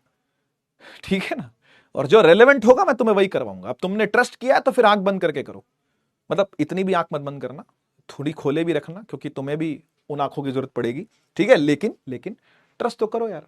ठीक है, तो ऐसे मैसेज अब मत भेजना बेटा, ठीक है ना? पहला पहला चैप्टर था तो पहली चैप्टर में ठीक है, आपने यहां वहां भगे, जाकर के देखा, पुराने खजाना देखे, पुराने बैच देखे, या मेरा ही कोई पुराना वीडियो देखा और फिर उसको आज के वीडियो से कंपेयर किया, तो ये कोई ठीक तरीका तो नहीं है। आपको खुद सोचना चाहिए कॉमन सेंसिकल होकर के कि भाई वो चीजें हैं भी कि नहीं है सिलेबस में। ठीक है ना। और बाई चांस ऐसा हो सकता है कि मुझसे कुछ छूट जाए, मुझसे कोई गलती हो जाए, तो जरूर रिपोर्ट करना। मैं ये नहीं कह रहा कि नहीं जी आप मुंह बंद करके बैठो और आंख बंद करके और मुंह बंद करके, ऐसा कुछ नहीं है। मेरे से भी कोई गलती हो सकती है तो रिपोर्ट कर देना, मुझे बता देना करके सर ये चीज ऐसी ऐसी है और ये चीज नहीं है, तो ठीक है भाई कोई बात नहीं, करवा देंगे। मिसलेनियस टॉपिक ला करके मिसलेनियस लेक्चर ले लूंगा, रिकॉर्डेड डलवा दूंगा किसी चीज को, कोई टेंशन वाली बात नहीं है। एग्जाम्पल देता हूं, उदय बैच था लास्ट ईयर, उदय बैच के अंदर जब आप एनसीईआरटी खोल के देखोगे ना तो इतनी सारी डेरिवेशंस नहीं है रोटेशन चैप्टर में, लेकिन मैंने एक कदम बढ़ करके ही करवाई है। मैंने अलग से रिकॉर्डेड लेक्चर डलवा दिया था, जो बच्चे उदय में थे लास्ट ईयर उनको याद होगा। रोटेशनल चैप्टर जो हमारा होता है, रोटेशनल डायनामिक्स जिसको रोटेशन बोलते हैं, वो चैप्टर की एक अलग से डेरिवेशन की वीडियो डाल दी थी मैंने बच्चों के लिए। मैं कहा चलो ठीक है, जितनी डेरिवेशन तुम्हारे स्कूल में करवा रहे हैं लो पकड़ो, क्योंकि स्कूल में ना 11th में अपनी अपनी मर्जी से चलते हैं मास्टर, क्योंकि होम बोर्ड होता है, मतलब स्कूल का पेपर आता है, स्कूल के पेपर ने मास्टर ने बनाना है वो पेपर, तो तब तो मैं बहुत ज्यादा करवाता था 11th के अंदर। 12th में सिर्फ प्रिसाइज ही काम जरूरी है, जो सीबीएसई बोर्ड पूछेगा, क्योंकि आप लोग सीबीएसई बोर्ड के हो, ये सीबीएसई बोर्ड का बैच है, तो मैं वही करवाऊंगा जो सीबीएसई बोर्ड के सिलेबस में होगा, ठीक है। और वो सीयूईटी में भी है, ऐसा मत समझना कि सीयूईटी में नहीं है, सीयूईटी में भी यही सिलेबस आ रहा है बेटा, ठीक है। रिड्यूस हो गया सिलेबस सीयूईटी का भी, और इसी साल से हुआ है, पहले नहीं था ऐसा। पहले केमिस्ट्री के अंदर सॉलिड स्टेट पढ़ना पड़ता था बच्चे को, सरफेस केमिस्ट्री पढ़ना, अब सरफेस केमिस्ट्री शायद अभी भी है, सॉलिड स्टेट पर सॉलिड स्टेट कट चुका है। आप चेक करो आपकी केमिस्ट्री में, फिजिकल केमिस्ट्री के अंदर सॉलिड स्टेट है क्या? नहीं है। सरफेस केमिस्ट्री है क्या? सरफेस केमिस्ट्री ही था वो, नहीं है सरफेस केमिस्ट्री भी। कौन कौन से चैप्टर हैं? सॉल्यूशंस पहला, इलेक्ट्रोकेमिस्ट्री दूसरा, और केमिकल काइनेटिक्स तीसरा। बस ये 3 चैप्टर आ रहे हैं आपके फिजिकल केमिस्ट्री के, बाकी ये दोनों कट चुके हैं। पहले 5 थे, हमने 5 पढ़े अपने टाइम पे, सॉलिड स्टेट और सरफेस केमिस्ट्री। अब ये सीयूटी से भी कट चुका है बेटा, बोर्ड से भी कट गया है सीबीएसई के, और सीबीएसई से सीयूटी से भी कट गया है, ठीक है ना। तो अब एक्स्ट्रा नहीं पढ़ना है आपको, चैप्टर ही काट दिए हैं पूरे पूरे। फिजिक्स में तो चलो अच्छी बात है कि एक ही चैप्टर इन्होंने काटा है, कम्युनिकेशन सिस्टम्स करके एक चैप्टर है, मैंने वो भी पढ़ा रखा है सफल में जाकर के, वहां से देख लियो मन करे तेरा तो। कम्युनिकेशन सिस्टम्स यहां नहीं पढ़ाऊंगा मैं, ठीक है। तो ट्रस्ट करो यार थोड़ा, मतलब मुझे बुरा नहीं लगता इस चीज में, गाइड करता हूं बस मैं यार, मैं तो एक गाइड हूं भाई। मैं ही बुरा मान के बैठ जाऊं, मैं ही गुस्सा होके बैठ जाऊं, तो फिर तुम्हारा क्या होगा, है ना भाई। तो मैं नाराज गुस्सा उस्सा नहीं होता, वो मेरे चेहरे से या बोली से लगता होगा तुमको कि यार सर तो नाराज हो गए, नाराज नहीं हूं मैं। आपको गाइड करना मेरा फर्ज है, मेरा धर्म है, तो मैं करता रहूंगा हमेशा, ठीक है। उसमें जितनी भी देर लगे या जब भी मुझे टाइम मिले मैं जरूर करूंगा, ठीक है। तो इलेक्ट्रोस्टैटिक पोटेंशियल कैपेसिटेंस के अंदर पहला टॉपिक पढ़ाया जाता है इलेक्ट्रिक पोटेंशियल, लेकिन मेरा पढ़ाने का स्टाइल अलग है। मैं इलेक्ट्रिक पोटेंशियल पहले नहीं पढ़ाता, ठीक है। अब इसमें मत भसड़ करना मेरे साथ कि सर पहला टॉपिक इलेक्ट्रिक पोटेंशियल था, आप वो नहीं पढ़ा रहे, आप तो ये पढ़ा रहे हो इलेक्ट्रोस्टैटिक पोटेंशियल एनर्जी। हां, अपना अपना तरीका होता है पढ़ाने का, हर मास्टर का अपना अपना वे होता है मास्टर का पढ़ाने का भाई। कोई पोटेंशियल एनर्जी से चीजों को उठाता है, कोई पोटेंशियल पहले पढ़ा करके फिर एनर्जी उसके थ्रू डिफाइन करता है। एक ही बात है, एक ही बात है, कोई फर्क नहीं है। आपके स्कूल में हो सकता है पहले इलेक्ट्रिक पोटेंशियल ही पढ़ाएं, फिर पोटेंशियल डिफरेंस पढ़ाएं, फिर इलेक्ट्रिक पढ़ा करके फिर यहां आते हैं इलेक्ट्रिक पोटेंशियल एनर्जी पे, ठीक है ना। मेरा स्टाइल ये नहीं है, मेरा स्टाइल ये नहीं है, क्योंकि मुझे आपको यह समझाना कि पोटेंशियल आया कहां से, ये पोटेंशियल शब्द का इजाद ही कैसे हुआ, ये पोटेंशियल शब्द पैदा कहां हुआ है, वो नर्सिंग होम में मुझे जाके देखना है कि पोटेंशियल पैदा कहां हुआ है। पोटेंशियल पैदा होता पोटेंशियल एनर्जी से है। तो अब ठीक है, एनसीईआरटी ने फ्लो ऐसा बना रखा है तो लोग चालू हो गए वैसा पढ़ाने, मैं वैसा नहीं पढ़ाता भाई। मैं पढ़ाता हूं कॉन्सेप्ट क्लैरिटी के लिए, मैं पढ़ाता हूं आपको कॉन्सेप्ट ढंग से पकड़ाने के लिए, आपके माइंड में सीमेंट करने के लिए, सेट करने के लिए, ठीक है ना। तो मैं तो शुरू करूंगा वर्क एनर्जी की यादों की बारात से, यानी 11th क्लास से, ठीक है। तो 11th क्लास के अंदर चलते हैं, आगे बात करते हैं। 11th क्लास के अंदर आप कुछ कॉन्सेप्ट पढ़ते हो, ठीक है। मैं पूरे पूरे कॉन्सेप्ट तो आपको नहीं पढ़ा पाऊंगा बेटा, जितने का यूज होगा मैं उतना आपको जरूर बताऊंगा, ठीक है। तो सुनिएगा, एक कॉन्सेप्ट हम लोग पढ़ते हैं, एक कॉन्सेप्ट हम लोग पढ़ते हैं जिसे कहते हैं वर्क एनर्जी थ्योरम। सुना है? नहीं सुना? कोई दिक्कत नहीं। क्या होता है work energy theorem? Work energy theorem को मैथमेटिकली कैसे लिखा जाता है, और मुझे बता देना कि इस तरीके से कोई 12वीं में पढ़ा दे आपको तो चैप्टर 2, कोई चैप्टर 2 इस तरीके से कोई पढ़ाता हो तो बता देना कि वो 11th से टॉपिक लेकर के आ रहा और फिर 12th में क्लैरिटी ला करके दे रहा है। ढूंढ लो, मैं ही मिलूंगा सीयूईटी पे। Work energy theorem, work energy theorem ये कहती है, सुनिएगा, कि आप जब सारी फोर्सेस का वर्क डन कर लेते हो, add work done by all the forces अगर आपने ऐड कर लिया, तो यह हमेशा चेंज इन काइनेटिक एनर्जी के बराबर होता है। याद कर लो जरा 11th वालों, याद कर लो जरा उदय वालों, याद कर लो जरा जिन्होंने 11th ढंग से पढ़ी है। यह है यादों की बारात। Work done by all the forces बराबर होता है पोटेंशियल काइनेटिक एनर्जी के चेंज के। इसका मीनिंग क्या है मैं थोड़ा सा समझाता हूं आपको हिंदी में। मैं इसको डिफाइन या कॉन्सेप्ट खोलने नहीं वाला इस चीज का, बस आपको मैं समझाने वाला हूं कि इसका मीनिंग क्या है। देखो एक बॉडी होती है, उसके ऊपर कहीं से भी फोर्स लग सकती है, इधर से इधर से इधर से इधर से, कहीं से भी फोर्स लग सकती है। आप जितनी भी फोर्सेस लग रही है ना, सबके वर्क डन निकालो। ये कॉन्सेप्ट ऐसा कहता है, सुनिएगा, ये कॉन्सेप्ट ऐसा कहता है जितने भी वर्क डन हो रहे हैं एक बॉडी पर, सबका वर्क डन ऐड कर दो। इधर वाली फोर्स का भी कर दो, इधर वाली का भी कर दो, इधर वाली का भी, इधर वाली का भी, इधर भी, इधर भी, जितनी वो लग रही है सबका वर्क डन क्या कर दो, ऐड कर दो। बोला फिर क्या होगा? बोला जितना वर्क डन आप ऐड करोगे ना, वो सारा का सारा इस बॉडी की काइनेटिक एनर्जी के चेंज में चला जाएगा। काइनेटिक एनर्जी के चेंज में मतलब उसकी स्पीड को बढ़ाने में। काइनेटिक एनर्जी क्या होती है भाई? Half m v square. याद करो, याद करो, काइनेटिक एनर्जी क्या होती है बेटा? Half m v square. V मतलब स्पीड, वी मतलब वेलोसिटी, स्पीड। मास तो चेंज हो नहीं सकता भाई, मास चेंज होने की तो यहां पर बातें होती नहीं है। 99% ऑफ द केसेस में मास तो चेंज होगा नहीं, वो 1% केस की आपको टेंशन लेनी नहीं। स्पीड चेंज की बात यहां पर चल रही है। तो जब भी आप वर्क डन करोगे by all the forces, speed में चेंज आएगा। या तो स्पीड बढ़ेगी या तो स्पीड घटेगी, यानी कि काइनेटिक एनर्जी या तो बढ़ने वाली है या तो घटने वाली है। ये कह रहा है पहला वाला फॉर्मूला। ये मैथमेटिकल एक्सप्रेशन जो मैंने यहां पर लिखा है, इसका मीनिंग ये है। क्या याद रहेगा? क्या याद रहेगा बेटा? 11th क्लास की बातें, मैं ज्यादा टाइम नहीं लगा सकता इसके ऊपर। आप इसको घोट जाओ, फटाफट पी जाओ इसको, निगल जाओ इसको फटाफट से। Work done by all the forces क्या होता है? काइनेटिक एनर्जी के चेंज के बराबर होता है, ऐसा ये बोल रहा है। This is called work energy theorem.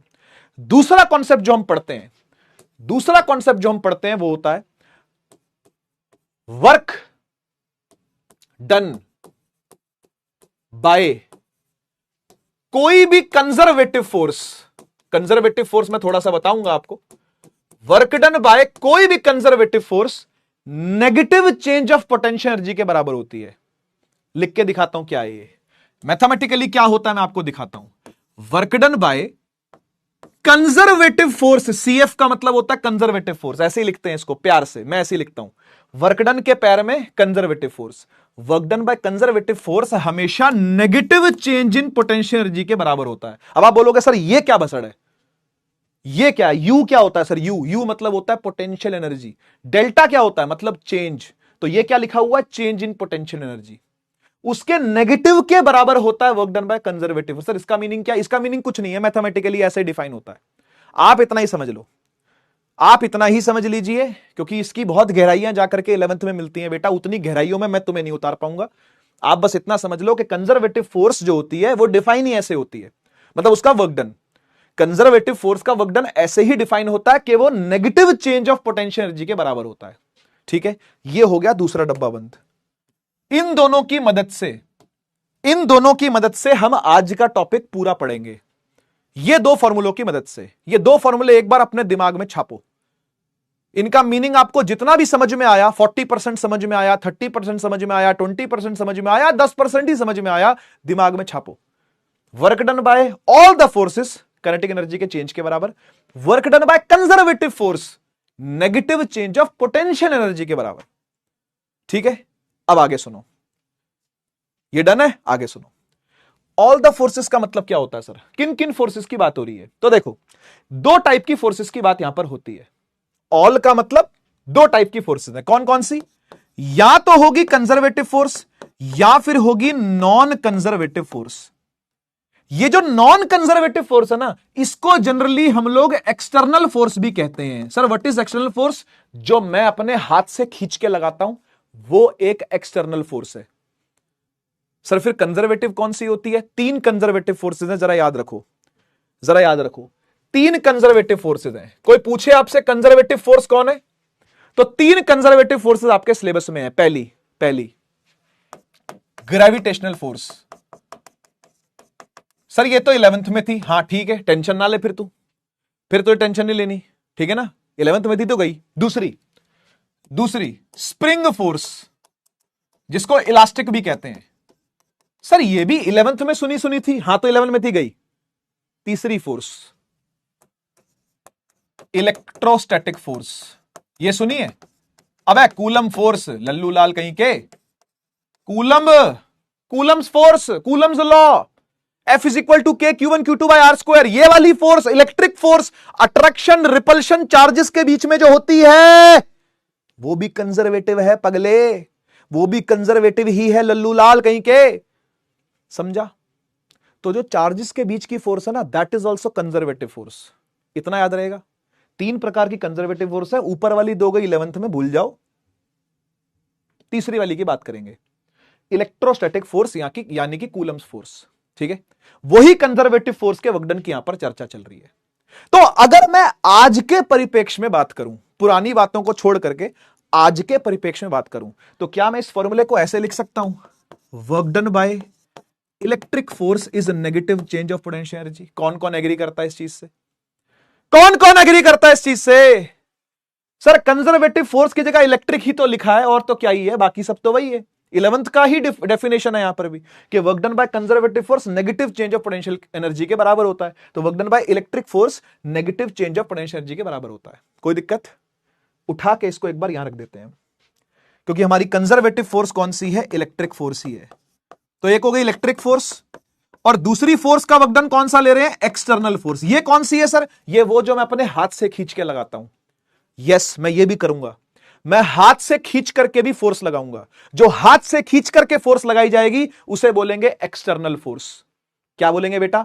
External. और वो कंजर्वेटिव नहीं होती, वो नॉन कंजर्वेटिव होती है। हाथों से लगाई जाने वाली फोर्स, पैरों से लगाई जाने वाली फोर्स, धक्का मारने वाली फोर्स, बाल पकड़ के नोच देने वाली फोर्स, उठा के पटक देने वाली फोर्स, ये हाथों पैरों की जो फोर्स होती है वो सब एक्सटर्नल फोर्स कहलाती है, नॉन कंजर्वेटिव नेचर में होती है। समझ गए ना? किसी के बाल पकड़ के खींच देना ग्रेविटेशन की फोर्स है क्या? नहीं। स्प्रिंग है क्या? नहीं। इलेक्ट्रिक है क्या? नहीं। समझ गए ना? तो ये 3 ही प्रकार की फोर्सेस कंजर्वेटिव होती हैं, इसके अलावा सारी नॉन कंजर्वेटिव है। स्प्रिंग फोर्स कंजर्वेटिव है, फ्रिक्शन क्या है? नॉन कंजर्वेटिव, हाथों पैरों की फोर्स नॉन कंजर्वेटिव। तो यही सब आपको सुनने को देखने को मिलेंगी। बढ़िया, अब आगे सुन। तो एक हो गई कंजर्वेटिव फोर्स का वर्क डन, क्योंकि ऑल में तो दोनों आने चाहिए ना। यहां पर मैं एक काम करता हूं, ऐसे लिखता हूं इसको धीरे धीरे। ऑल फोर्सेस अगर बात हो रही है तो फोर्सेस 2 भागों में डिवाइडेड है, या तो कंजर्वेटिव फोर्स होगी या फिर नॉन कंजर्वेटिव फोर्स होगी, और दोनों ही डेल्टा के बराबर होंगी। मैथ्स है, मैथ्स। अरे मैथ चल रही है यार, फिजिक्स कहां है? मैथ है। तो ऑल फोर्सेस कंजर्वेटिव या तो नॉन कंजर्वेटिव।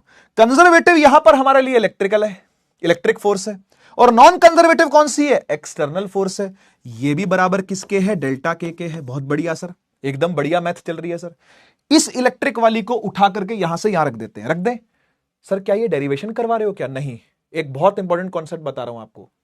11th वाले बच्चे इसको जानते हैं पहले से, जो उदय में खासकर पढ़े हैं वो इसको पहले से जानते हैं। जो मैं अभी लिखूंगा वो पहले से जानते हैं, इसलिए उनके लिए यादों की बात है। आपके लिए जो 11th ढंग से नहीं पढ़े हैं, जो ये बातें एकदम नई नई देख रहे हैं, उनके लिए तो ये पहली बारी है भाई, उनके लिए तो ये पहली बारी है। ठीक है ना? तो electric force negative change of potential energy के बराबर, यानी नेगेटिव डेल्टा यू के बराबर है, plus external work done is equal to delta k. ठीक, यहां से एक्सटर्नल वर्क डन जो निकल करके आया वो आया डेल्टा के, और माइनस डेल्टा यू उधर भागेगा तो हो जाएगा प्लस डेल्टा यू। एक मिनट जरा, एक मिनट। यहां तक तो कोई दिक्कत नहीं, प्योर मैथ्स, प्योर मैथमेटिक्स चल रही है, और तो कुछ नहीं है। इसको उठा के यहां पुट किया, उसे उठा के यहां रख दिया। ठीक है, अब क्या होगा पता है? जब मैं चार्जेस को चलवाऊंगा, जब मैं चार्जेस पर एक्सटर्नल वर्क डन करूंगा, तो मैं ये मेक श्योर करूंगा, मेरी बात को ध्यान सुनना, मैं ये मेक श्योर करूंगा, अभी डेफिनेशन में भी दिखेगा आपको, मैं ये मेक श्योर करूंगा कि वो स्लो स्लो स्लो स्लो चल के आए। सर ऐसा क्यों करोगे आप? ये स्लो स्लो की बात कहां से आ गई? ये स्लोली स्लोली चलाने की बात कहां से आ गई? अभी देखना, आप डेफिनेशन में है, मैं नहीं बोल रहा अपने मुंह से, मैं कह रहा हूं डेफिनेशन में है, आप चेक कर लेना। अभी एनसीईआरटी खोल के चेक कर लेना भाई, स्लोली शब्द दिया हुआ है। एक और टर्म भी दी हुई है, स्लोली के अलावा क्या टर्म हो सकती है मैं वो भी बताता हूं आपको। स्लोली होगा, ठीक है ना, या फिर जीरो एक्सेलरेशन होता है, ये भी एक ही बात है। स्लो लेकर के आना यानी विदाउट एक्सेलरेशन के लेके आना, बिना एक्सेलरेशन के लेके आना, यानी कि कांस्टेंट वेलोसिटी से लेके आना। कांस्टेंट वेलोसिटी से बोले, स्लोली बोले या जीरो एक्सेलरेशन से बोले, एक ही बात है। इन सबका एक ही मीनिंग होता है, डेल्टा के का जीरो होना। जीरो एक्सेलरेशन का मीनिंग होता है बेटा, जीरो एक्सेलरेशन का मीनिंग होता है कि काइनेटिक एनर्जी में कोई चेंज नहीं ला रहे आप। क्यों नहीं ला रहे? कहां से आ गई ये बात? आएगा समझ में, सुनते जाओ। थ्योरी चल रही है अभी, तो प्रैक्टिकल नहीं दिखा रहा, थ्योरी चल रही है अभी। जीरो एक्सेलरेशन या फिर स्लोली लाने या फिर कांस्टेंट वेलोसिटी लाने का मतलब होता है डेल्टा के का जीरो होना। ठीक है? और मुझे बता, अगर मैं एक्सटर्नल वर्क डन कर रहा हूं, यहां देखियो, मैथ्स देखियो और फिर फिजिक्स समझाता हूं, इससे फिजिक्स की फील देता हूं। मैं अगर एक्सटर्नल वर्क डन कर रहा हूं, मतलब मैं अपने हाथों पैरों से चीज को खींच के ला रहा हूं।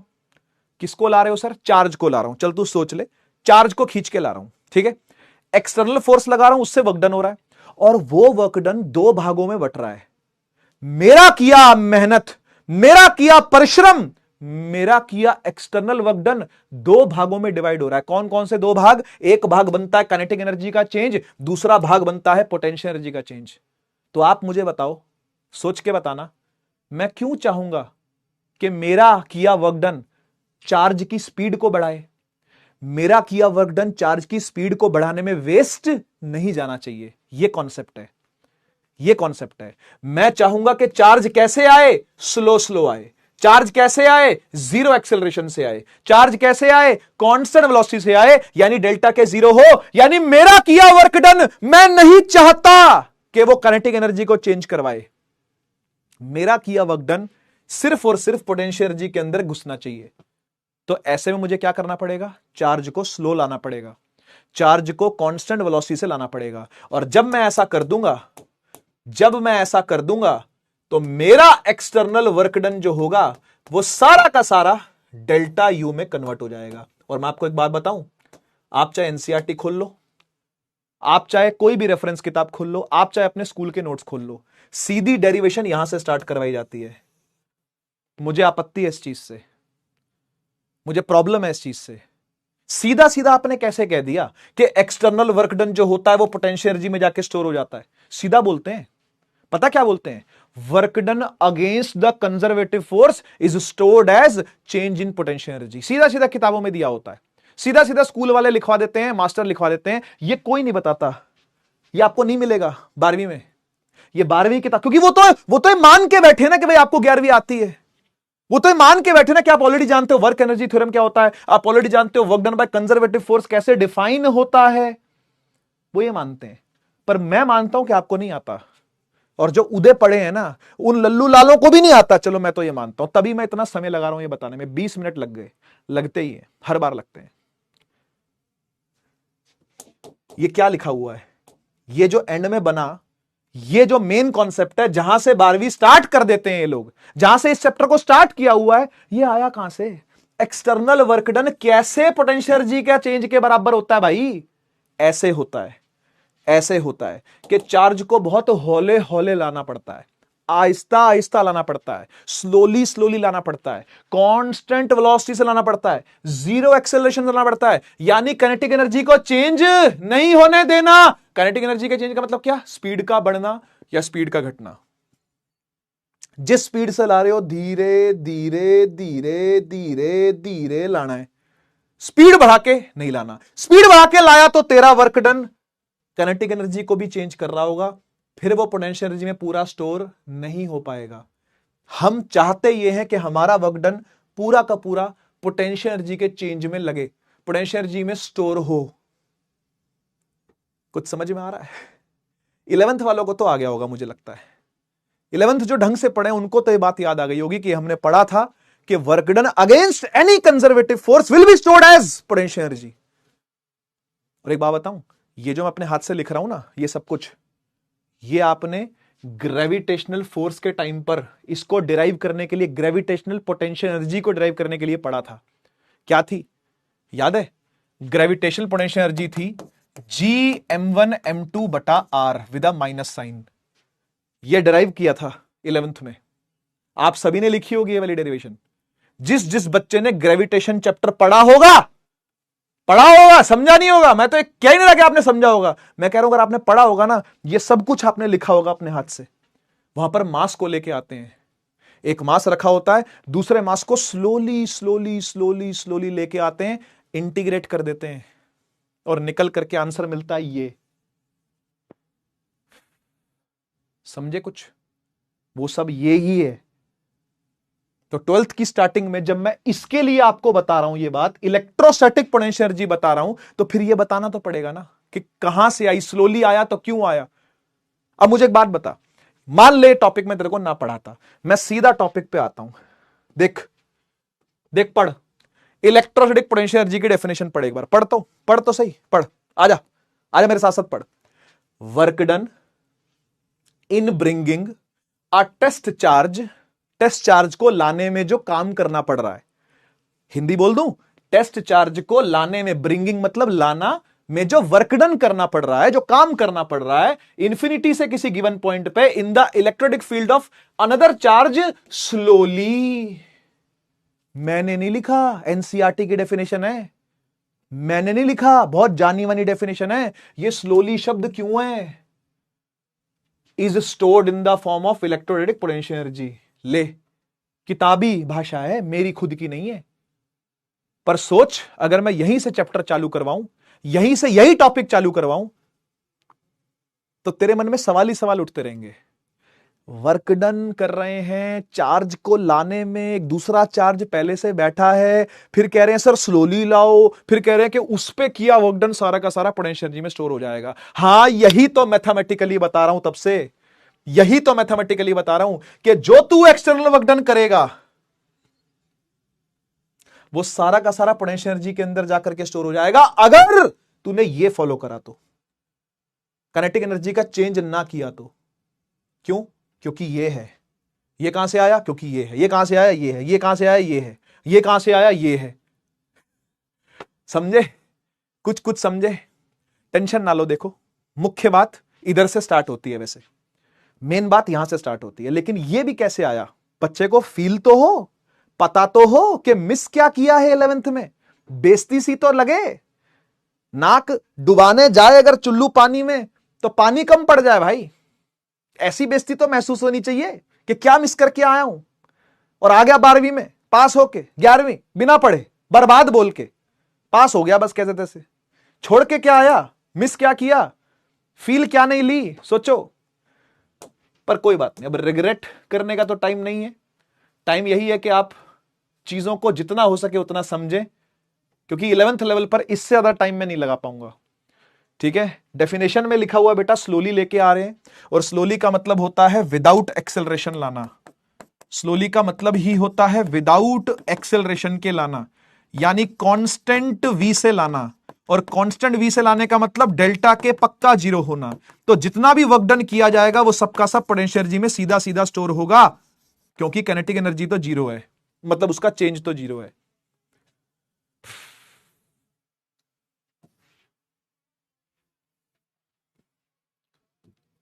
चैट में कुछ कहना है तो कहो, चैट में कुछ कहना है तो कहो। चैट खोल दिया मैंने। ऐसे हक्के बक्के ना रहो, ऐसे तंग परेशान ना दिखो, कुछ कहो, कुछ कहो तो मुझे लगे साला तुम्हें कुछ समझ में आया है बे परिश्रमी। बोल लल्लू लाल कहेंगे हैं। एक बार अपने हाथ से लिख के देखियो बेटा, ठीक है ना, नहीं तो पानी थोड़ा सा हाथ में लेके नाक डुबाने की कोशिश तो करियो फिर, है ना, क्योंकि ये रिपीट तो नहीं हो पाएगा बेटा। ठीक है, रिपीट तो बेटा लेक्चर ही कर तू ये वाला, ठीक है ना। रिपीट तुझे 11th का चैप्टर करना चाहिए वैसे। मुझे कह रहा सर ये रिपीट कर दो, बेटा तू 11th का चैप्टर रिपीट कर पहले। चलिए आगे बढ़ते हैं, ताकि आपको पता चले कि कैसे यूज हो रहा है। बहुत बहुत धन्यवाद इतने सारे फायर इमोजी बनाने के लिए और क्लियर है बताने के लिए। फुल स्क्रीन कर लो एक बार फिर से, टॉपिक के ऊपर कूदते हैं, आ जाओ। टॉपिक है इलेक्ट्रोस्टैटिक पोटेंशियल एनर्जी, यानी इलेक्ट्रिक चार्जेस के बीच में भी एक पोटेंशियल एनर्जी बनती है। मोटी बात ये, कैसे बनती है, क्या डेफिनेशन है, क्या कहानी है, वो सब तो डेरिवेशन के दौरान हम देखेंगे अभी डेरिवेशन करने वाले हैं बस, ठीक है ना। तो भाई जैसे दो मासेस के बीच में, 11th क्लास से थोड़ा सा बताता हूं, जो बच्चे ढंग से पढ़ के आए वो सुनेंगे। 11th क्लास में आपने पढ़ा था कि दो मासेस अगर एक दूसरे के आमने सामने आते हैं आर डिस्टेंस पर, दो मासेस, एक m1 मास एक m2 मास, दोनों के बीच में आर डिस्टेंस अगर है तो दोनों के बीच में एक पोटेंशियल एनर्जी स्थापित होती है सिस्टम के द्वारा। मतलब एक पोटेंशियल एनर्जी दोनों के बीच में बनती है, एक दोस्ती बनती है, प्यार बनता है, जो मर्जी कह लो, हिंदी में जो मर्जी कह लो, इसको इंग्लिश में बोलते हैं पोटेंशियल एनर्जी बनना। इसे बोलते हैं जीपीई, ग्रेविटेशनल पोटेंशियल एनर्जी बनना। फॉर्मूला होता है U is equal to minus GM1M2 by R। ठीक है, आपको क्या लगता है, आपको क्या लगता है, न्यूटन ने अगर यह फॉर्मूला लिखा है और बगल वाली सीट पर कूलम बैठा है तो क्या वो कॉपी नहीं करेगा? कैसे छोड़ देगा भाई, मौका कैसे छोड़ देगा? जब उसने कूलम फोर्स पूरी कॉपी करी है बे न्यूटन से, यह कैसे नहीं करेगा? किया, कॉपी किया। क्या किया बताऊं? उसने बोला कि चार्ज Q1 है, मजाक कर रहा हूं भाई, ऐसे ही मैं बेइज्जती नहीं कर रहा किसी भी साइंटिस्ट की, है ना, सीरियसली मत लेना, मजाक करता हूं। चार्ज Q1 है, चार्ज Q2 है, दोनों के बीच की दूरी अगर R है तो दोनों के बीच में जो पोटेंशियल एनर्जी बनेगी, electric potential energy, electrostatic potential energy बनेगी, वो होगी K Q1 Q2 by R। ये फॉर्मूला है, इसकी डेरिवेशन आपके सिलेबस में है, मैं करवाऊंगा अभी। उसी के लिए ये सब चाहिए, उसी के लिए ये सब चाहिए। ठीक, अब चलते हैं आगे, अब चलते हैं आगे, ठीक है ना। तो ये तो थी 11th क्लास की यादों की बारात, ये आ गई आपकी 12th क्लास की बातें। ठीक है, दो चार्जेस हैं, दो चार्जेस हैं, उनके बीच में डिस्टेंस है, पोटेंशियल एनर्जी इस प्रकार से लिखी जाएगी। अब पोटेंशियल एनर्जी है भाई, एनर्जी की यूनिट होती है जूल, एनर्जी की यूनिट होती है जूल। तो एक तो इसकी ऐसा यूनिट है, अरे बोलो यार, एक तो इसकी ऐसा यूनिट है जिसको बोलते हैं जूल, है ना, लेकिन एक होती है इलेक्ट्रॉन वोल्ट, इसका पूरा नाम है 1 इलेक्ट्रॉन वोल्ट, ऐसे लिखते हैं पूरा नाम इसका 1 इलेक्ट्रॉन वोल्ट। इलेक्ट्रॉन वोल्ट भी एनर्जी की ही यूनिट है। आपको दोनों देखने को मिलेंगी, पहले पहले तो जूल देखने को मिलेगी, लेकिन जब अच्छे लेवल के सवाल करोगे ना बेटा, मैं करवाऊंगा ना बेटा, टेंशन ना ले, अच्छे लेवल के सवाल भी करेंगे, तब तेरे को इसकी भी जरूरत पड़ेगी।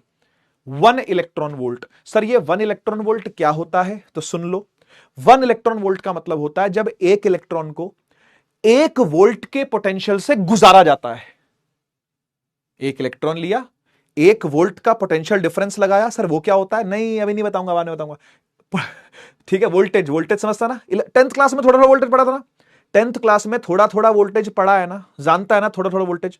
तो कभी भी पोटेंशियल डिफरेंस में, 1 वोल्ट के पोटेंशियल डिफरेंस में अगर 1 इलेक्ट्रॉन को दौड़ाया जाता है तो उसके पास जो एनर्जी आएगी ना, उसे बोलते हैं 1 इलेक्ट्रॉन वोल्ट। डेफिनेशन आपको याद करने की जरूरत नहीं है, बस आप समझ लो, रट्टा नहीं लगाना इस चीज का, समझ लो। 1 इलेक्ट्रॉन वोल्ट का मतलब 1 इलेक्ट्रॉन को 1 पोटेंशियल डिफरेंस से 1 वोल्ट से गुजारा गया है, तो उसके पास जो एनर्जी आती है वो इतनी आती है, इतनी आती है 1.6 इंटू 10 की पावर -19। सर कूलम, कूलम नहीं, जूल। चार्ज की ये तो है, 1 इलेक्ट्रॉन पे चार्ज इतना ही तो होता है, हाँ या ना? अरे बोलना, 1 इलेक्ट्रॉन पे चार्ज कितना होता है? 1.6 इंटू 10 की पावर -19 ना, बस कूलम लगा, कूलम की जगह जूल लगा दियो। चार्ज आएगा तो कूलम आएगा, और 1 इलेक्ट्रॉन वोल्ट इतने जूल के बराबर होता है। ये कन्वर्जन है, आपको ध्यान में रखना है, कन्वर्जन है, आपको ध्यान में रखना है, ठीक है ना। 1 electron volt is equal to इतना जूल, जरूरत पड़ सकती है, ठीक है, इसलिए याद रखना। बाकी ऐसा यूनिट तो जूल ही है ना, ऐसा यूनिट तो इसकी जूल ही है। जैसे लिखते हैं, आपको पता ही है बचपन से, एनर्जी है वो तो, है ना, पता है, ठीक है। परिभाषा पर आते हैं बेटा, डेफिनेशन पर आते हैं फिर से एक बार। कह रहा है कि वर्क डन करना पड़ेगा एक टेस्ट चार्ज को लाने में, ब्रिंगिंग अ टेस्ट चार्ज को लाने में। कहां से बोल रहा है? इन्फिनिटी से लाइए, किसी गिवन पॉइंट तक लाइए, in the electrostatic field of another charge. ए भगवान, कितने चार्ज है यार? 2 है ना, फॉर्मूला देखना जरा, कितने चार्ज दिख रहे हैं तुझे? 2 दिख रहे हैं। तो पहले एक था, उसके एवज में दूसरा आया, उसकी प्रेजेंस में दूसरा आया, तो एनर्जी कुछ बनी, ऐसा हुआ है। ये थोड़ी सी थ्योरी दे रहा हूं, मोटी बात नहीं कर रहा, अभी मेन बात पे आऊंगा, ये तो आगे पीछे की बातें बता रहा हूं, ठीक है। एक चार्ज पहले से था, उसकी फील्ड में दूसरा चार्ज लेकर के आए हैं, और हम लाए हैं work done in bringing a test. Bringing खुद तो नहीं हो सकती, हम ही लेके आएंगे खींच के, तो एक्सटर्नल वर्क डन की बात हो रही है। कह रहा जो एक्सटर्नल वर्क डन होगा ना, वो स्लोली लाना, बस कह रहा स्लोली लाइएगा भाई साहब, स्लोली नहीं लाएंगे ना अगर, तो दिक्कत हो जाएगा। क्या दिक्कत हो जाएगा? काइनेटिक एनर्जी में चली जाएगा आपका वर्क डन, आपका वर्क डन स्पीड बढ़ाने में चला जाएगा। स्पीड बढ़ानी नहीं है, स्पीड घटानी भी नहीं है, स्पीड को बढ़ने नहीं देना, स्पीड को घटने भी नहीं देना, जितनी भी स्पीड है उतनी ही रखो, होले होले होले होले होले होले होले चार्ज को लेके आओ, ऐसा बोल रहा है। बोलो उससे क्या होगा? कह रहा जितना भी वर्क डन करोगे ना सारा पोटेंशियल एनर्जी में ही जाएगा। अरे वाह यार, खजाना भर गया है। तो हाँ, खजाना भरने के लिए हो रहा है ऐसा, पोटेंशियल एनर्जी का खजाना भरा जा रहा है, पोटेंशियल एनर्जी को फुल किया जा रहा है वर्क डन करके। ये स्टोरी है, ठीक है? तो स्टोरी समझ में आई है ना? इसी को इलेक्ट्रोलिटिक पोटेंशियल एनर्जी बोलते हैं। जो स्टोर एनर्जी होगी वो इलेक्ट्रोलिटिक पोटेंशियल एनर्जी के फॉर्म में होगी, यू से इसको डिनोट करते हैं, ठीक है? यहां ऊपर लिख देता हूं, इलेक्ट्रोलिटिक पोटेंशियल एनर्जी को यू से, इसको भी यू से करते थे, पर यहां पर आप यू जी लगा सकते हो, यहां पर आप यू ई लगा सकते हो, लेकिन नहीं लगाते जनरली, है ना? यू ही लिख देते हैं, खाली यू ही लिख दो, यू ही, ठीक है? चले फिर डेरिवेशन पर चलें। 1 घंटा लग गया टॉपिक स्टार्ट करने चलो आओ देखो, एक बात बोलूं, आज की जो आपको डीपीपी मिली हुई है ना, हो सकता है वो आज आपसे ना हो पाए, ठीक है? क्योंकि हम उस टॉपिक तक, ये टॉपिक पूरा नहीं हो पाएगा, कल का दिन और लगेगा शायद, है ना? तो आप एक काम करना, डीपीपी जो आपको मिली है समेट लो, कल करना उसको, ठीक है? या फिर कोई एक आधा क्वेश्चन अगर लड़ सके तो लड़ा लेना, ठीक है? नहीं लड़े अगर एक भी क्वेश्चन तो परेशान ना होना, सर डीपीपी में 10 में से एक भी नहीं बना, ये मैसेज नहीं आना चाहिए। कल लगाना डीपीपी, आज नहीं, ठीक है? आज मत लगाना। चलो सुनो, आओ डेरिवेशन पे आते हैं। देखो सिस्टम क्या है, पूरा सिस्टम समझना पहले, डेरिवेशन समझने से पहले सिस्टम समझो क्या है। सिस्टम ये है कि इमेजिन करिए कि एक चार्ज है जिसका नाम है डॉन चार्ज। क्या नाम है भाई? डॉन चार्ज। अब आप एक बात बताओ, एक शहर का डॉन होता है तो उसका पूरा शहर पे दबदबा होता है। हाँ सही बात है सर, एक शहर का डॉन है, शहर का दबदबा है, पूरा शहर पे उसका दबदबा चलता है ना? अब उतने में क्या हुआ कि हम एक रॉकी भाई को ले आए। जैसे रॉकी भाई मुंबई में आए थे ना, याद है आपको? केजीएफ देखी होगी, है ना? रॉकी भाई मुंबई में आए थे तो पहले से मुंबई में एक एस्टेब्लिश डॉन पहले से था, शेट्टी अन्ना या कुछ ऐसे ही नाम था, मैं भूल गया एग्जैक्ट नाम क्या था। शेट्टी अन्ना नाम देते हैं उनको, है ना? शेट्टी अन्ना पहले से थे, कहां थे? मुंबई में, बहुत बड़ा डॉन। ऐसी डॉन चार्ज पहले से है, ठीक है? और हम छोटे चार्ज को, टेस्ट चार्ज को लेके आते हैं, ऐसा ही डिफाइन किया जाता है बेटा एनर्जी को। हम एक टेस्ट चार्ज को लेकर के आते हैं, हम रॉकी भाई को लेकर के आते हैं और इनके सामने लाके खड़ा कर देते हैं। आप एक बात बताओ, जब रॉकी भाई आएंगे, वैसे तो रॉकी भाई बहुत बड़े फिगर हैं, आप ऐसा समझो कोई छुट भैया समझते हो ना, एक छोटा सा गुंडा, छोटा सा गली का गुंडा ला के डॉन के सामने खड़ा कर दिया। रॉकी भाई को भूल जाओ 1 मिनट के लिए, शेट्टी अन्ना के सामने, माने शहर के डॉन के सामने एक छोटा गली का गुंडा लाके खड़ा कर दिया। तो छोटी जो गली का गुंडा है उसके तो हाथ पैर कांपने लगेंगे डॉन के सामने आकर के, कुछ होगा ना भाई? और डॉन भी देखेगा, अरे ये क्या है, ये किसको लाके खड़ा कर दिया? तो दोनों के बीच में कुछ गर्मा गर्मी हो सकती है, दोनों के बीच में कुछ एनर्जी स्टेब्लिश हो सकती है। वो एनर्जी पॉजिटिव नेगेटिव, एक दूसरे को रिपेल करने वाली, अटैक, वो सब बात की बातें हैं। वो सब बाद में बताऊंगा कि अट्रैक्टिव है कि रिपल्सिव है कि पॉजिटिव है कि नेगेटिव है, वो सारी बातें बाद में। अभी सिर्फ फील लो टॉपिक की, सिर्फ फील लो अभी टॉपिक, अभी सिर्फ फील की बात कर रहे हैं। डॉन चार्ज बैठा है, गुंडा लेकर के आया इसके सामने, गली का छुट भैया गुंडा, अभी नया नया पनपा है जरा गली में, थोड़ा हेकड़ी दिखा रहा था, तो डॉन के लोग उठा करके उसको ले आए। अब मान लो मैं ही डॉन का आदमी हूं, डॉन ने मुझे बोला अरे वो देखो गली में जाके क्या हो रहा है, जरा उसको लेके आओ पकड़ के, है ना? तो जब मैंने उसकी गर्दन पकड़ी, मैं कहा चल, डॉन ने बुलाया, चल, शेट्टी अन्ना बुला रहे हैं। शेट्टी अन्ना का खास आदमी कौन है? मैं हूं, है ना? मैं चला गया, कॉलर से पकड़ा मैंने, मैं कहा चल बुला रहे, कह रहे नहीं भैया नहीं जाऊंगा, नहीं। मैं कहा चल, कह रहे नहीं भैया नहीं जाऊंगा, नहीं जाऊं। मैं उसे घसीटता हुआ लेकर के आया, स्लोली आराम से। मैं ज्यादा मेहनत क्यों करूं उसकी काइनेटिक एनर्जी को बढ़ाने में? आ तो रहा ही है, बात समझ रहे हो? आ तो रहा ही है, मैं क्यों उसकी स्पीड बढ़ाऊं, अपनी एनर्जी लगाऊं, अपना वर्क डन लगाऊं? क्या फायदा? मैंने उसको धीरे धीरे घसीट के लाके डॉन चार्ज के सामने रख दिया। किसको रख दिया ला करके? गुंडा चार्ज को, वो भी छोटा गुंडा चार्ज। कहां से लाया हूं पता है? जब इसे पता चला ना कि फरमान जारी हुआ डॉन चार्ज का, तो शहर के बाहर चला गया। शहर के बाहर जाने का मतलब होता है इन्फिनिटी के पार से। इस चार्ज को कहां से लाया हूं? इमेजिन करो कि ये लाइन इन्फिनिटी है, इमेजिन कर लो ना। वैसे इन्फिनिटी तो डिफाइन ही नहीं होता, नॉट डिफाइंड मैथ्स के हिसाब से, फिजिक्स के हिसाब से होता बहुत दूर। तो ऐसे ही समझो कि भाई शहर के बाहर चला गया था, शहर के बाहर से पकड़ के लाया मैं कहा क्या करके गया था तू गली में? चल डॉन साहब ने, शेट्टी अन्ना ने बुलाया, चलो। तो शेट्टी अन्ना के सामने लेकर के आया मैं इस डॉन चार्ज को पकड़ के, और लाया भी तो कैसे, स्लोली स्लोली। ये रहा वो, ये रहा छोटू, ये रहा छोटू चार्ज, है ना। तो मैं स्लोली स्लोली लाया, स्लोली स्लोली लाया। अब जैसे ही ये इस शहर के अंदर घुसा, इसकी हालत टाइट हो गई। जैसे ही ये चार्ज इनफाइनाइट फील्ड से अंदर आया, जरा भी अंदर आया, तो आपको पता है शहर में एंट्री हो चुकी है। और शहर में किसकी चलती है, डॉन की, शेट्टी अन्ना की। तो शेट्टी अन्ना का दबदबा है, इसकी हालत पतली, इसकी हालत पतली।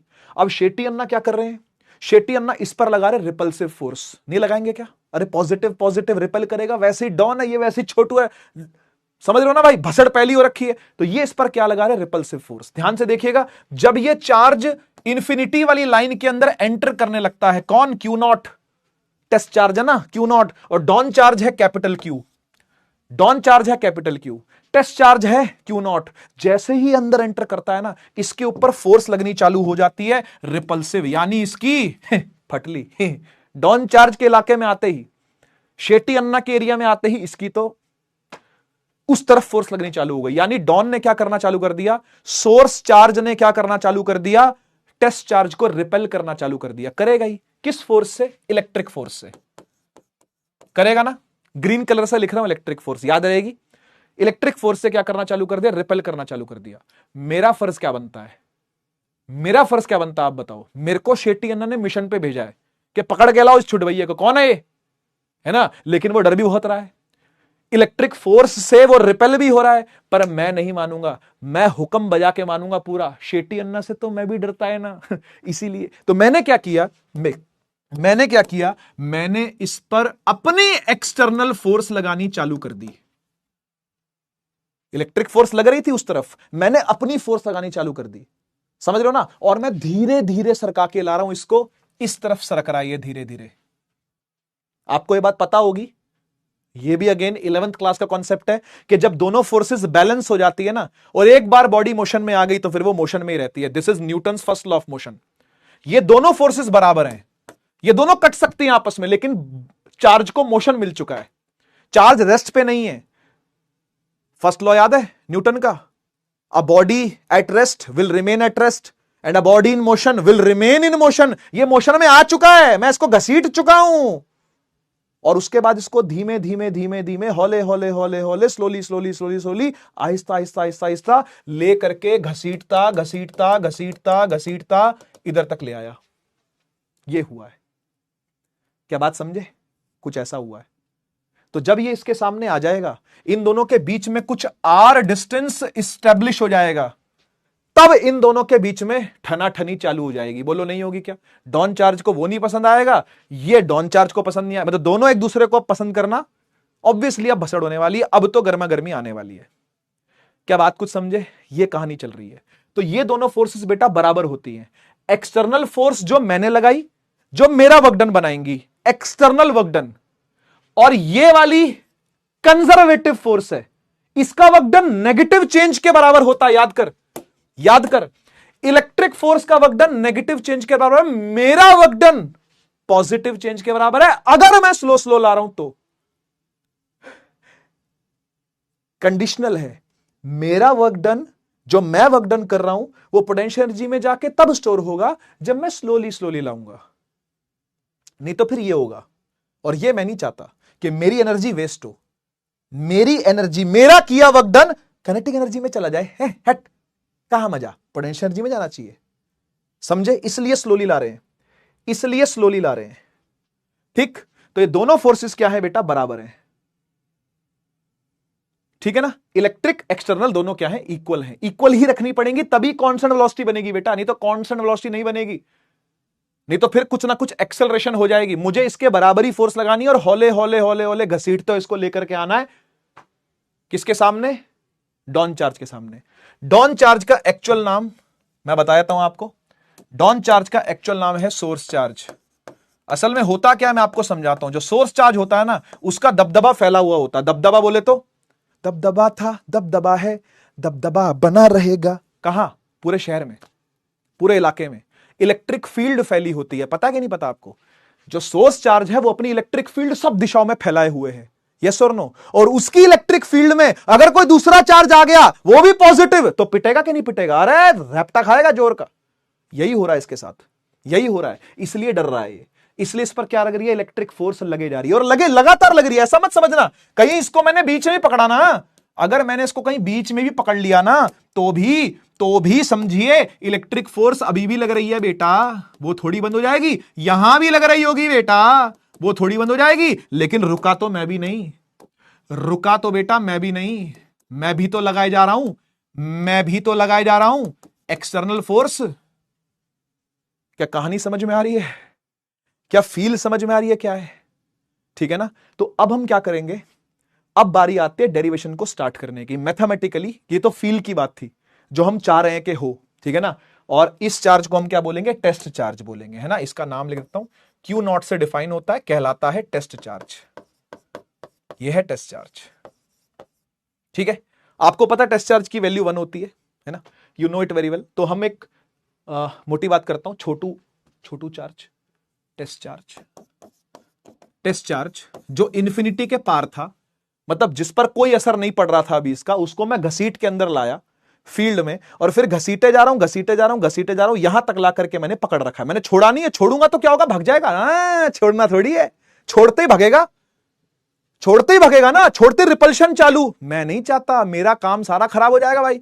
मैं इतनी मेहनत से पकड़ के लाया शेट्टी अन्ना के लिए, छोटा डॉन, छोटा गुंडा, छुटभैया लेके आया, है ना। और जैसे ही छोड़ूंगा भाग लेगा वो तो। ना ना ना, मैंने पकड़ा हुआ है, पकड़े ही रखना है। छोड़ा तो गया, छोड़ना नहीं है, पकड़ के रखना है, ठीक है। इतनी बात समझ में आ गई? ये पूरा सिनेरियो पीछे समझ में आ रहा है? सुंदर सुंदर बनाया मैंने डायग्राम, आप भी ऐसा ही बनाना जब भी इसको दोबारा करने बैठोगे तो, ठीक है। अब आइए डेरिवेशन पर चलते हैं। शुरुआत ऑब्वियसली 12वीं कक्षा है तो यहीं से होती है कि work done by external force जो होती है बेटा, वो डेल्टा यू के बराबर होती है, जबकि डायरेक्टली नहीं लिखना चाहिए, पर रटवा दिया जाता है, बोल दिया जाता है ऐसे ही, क्योंकि 11वीं पढ़ी नहीं होती, पता होता नहीं, तो बस ठीक है, चलना है तो चलना दो, कोई बात नहीं। ऐसा नहीं होता, लेकिन पता होना चाहिए आपको कि कहां से आया, स्लोली शब्द क्यों है। आपकी डेफिनेशन में स्लोली वर्ड है भाई, उसके लिए मुझे चाहे 1 घंटा लगे मैं लगाऊंगा। एक्सटर्नल वर्क डन जो होता है वो पोटेंशियल एनर्जी के चेंज के बराबर होता है। आपने अभी अभी देखा, जब स्लोली लेके आते तब वैसा ही होता है, जब स्लोली लेके आते तब वैसा ही होता है ना। स्लोली लेके आओगे तो यही होगा। ठीक, आगे बढ़ते हैं, अब आगे बढ़ते हैं, ठीक है।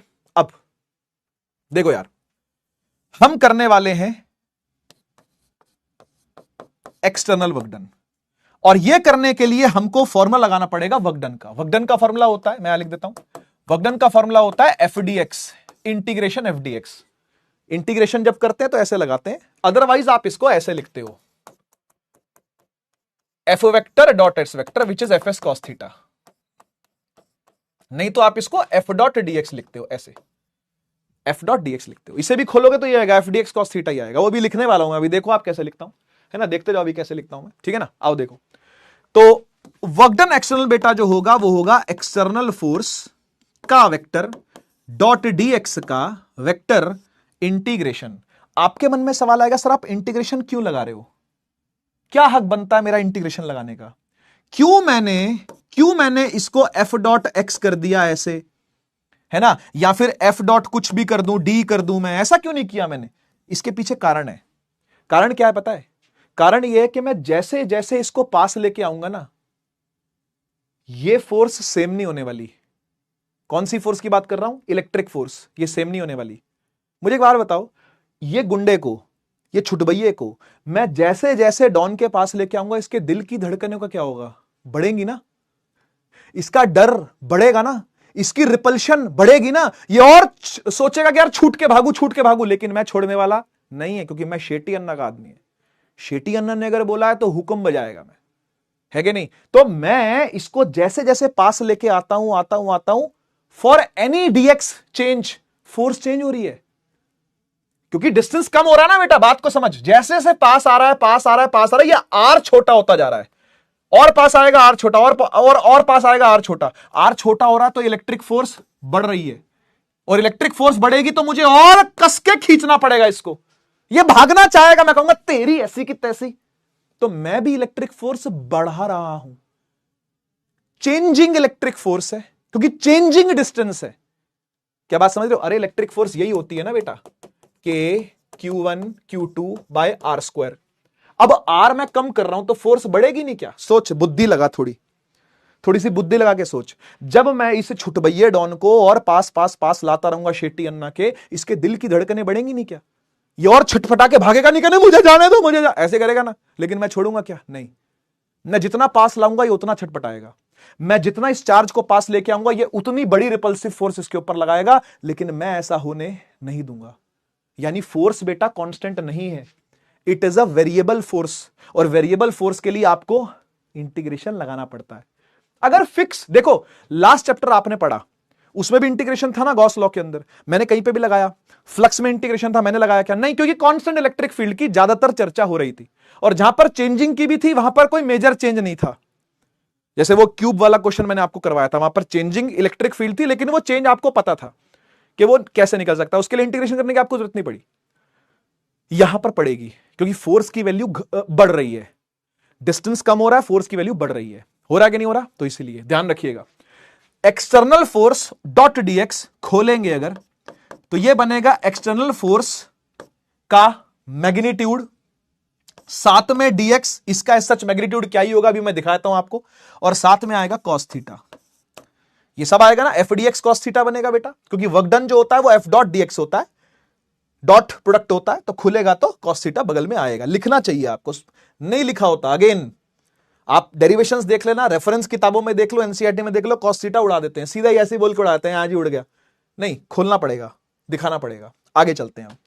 अब देखो हो क्या रहा है, जब मैं इसको फील्ड में लाया था उसके बाद मैं इसको खींचता खींचता खींचता खींचता लाया हूं, लेकिन कहां तक लाया हूं? एंड में लाया हूं आर तक। सुनियो ध्यान से बेटा, एंड में लाया हूं कहां तक? आर तक। शुरू में ये कहां था? शुरू में ये इंफिनिटी पर था, शुरू में इंफिनिटी पर था, एंड तक मुझे आर पर लाना है। लेकिन कहीं बीच में अगर मैं देखूं, है ना, कहीं बीच में अगर मैं देखूं, यहां अगर मैं देखूं, तो सपोज करो कि ये एक्स दूरी पर था, ये दूरी को एक्स मान लो। कहीं बीच में पकड़ के देखा एक बार, भाई एक बार तो इन्फिनिटी पर था, वो छोड़ दो, एक बार आर पर आया, वो लास्ट है, बीच में भी एक बार पकड़ के देखो, क्योंकि मुझे एक्स को डिफाइन करना है डीएक्स के रूप में, इसलिए मैं एक्स के लिए भी देखूंगा। ठीक है ना? अब सुनियो ध्यान से, एक्स दूरी है, हां, आप एक छोटा सा डिस्टेंस ले लो यहां पर डीएक्स, छोटा सा डीएक्स, इसे कितना चलाओ? बस डीएक्स चलाओ। सर बस डीएक्स क्यों चलाएं? इतना छोटा डीएक्स हो कि ये फोर्स चेंज ही ना हो। भाई वैसे ये फोर्स वेरिएबल है, वैसे ये फोर्स क्या है? वेरिएबल है। तो कैलकुलस ये बोलता है कि आप इतना छोटा डिस्टेंस चलाओ ना कि ये फोर्स एक तरीके से कांस्टेंट ही हो जाए। हमने कहा हां यार, बात तो तू सही कह रहा है, यही कॉन्सेप्ट है एक्चुअली में। ये जो इंटीग्रेशन का कॉन्सेप्ट है ना, अभी इंटीग्रेशन हुई नहीं है वैसे,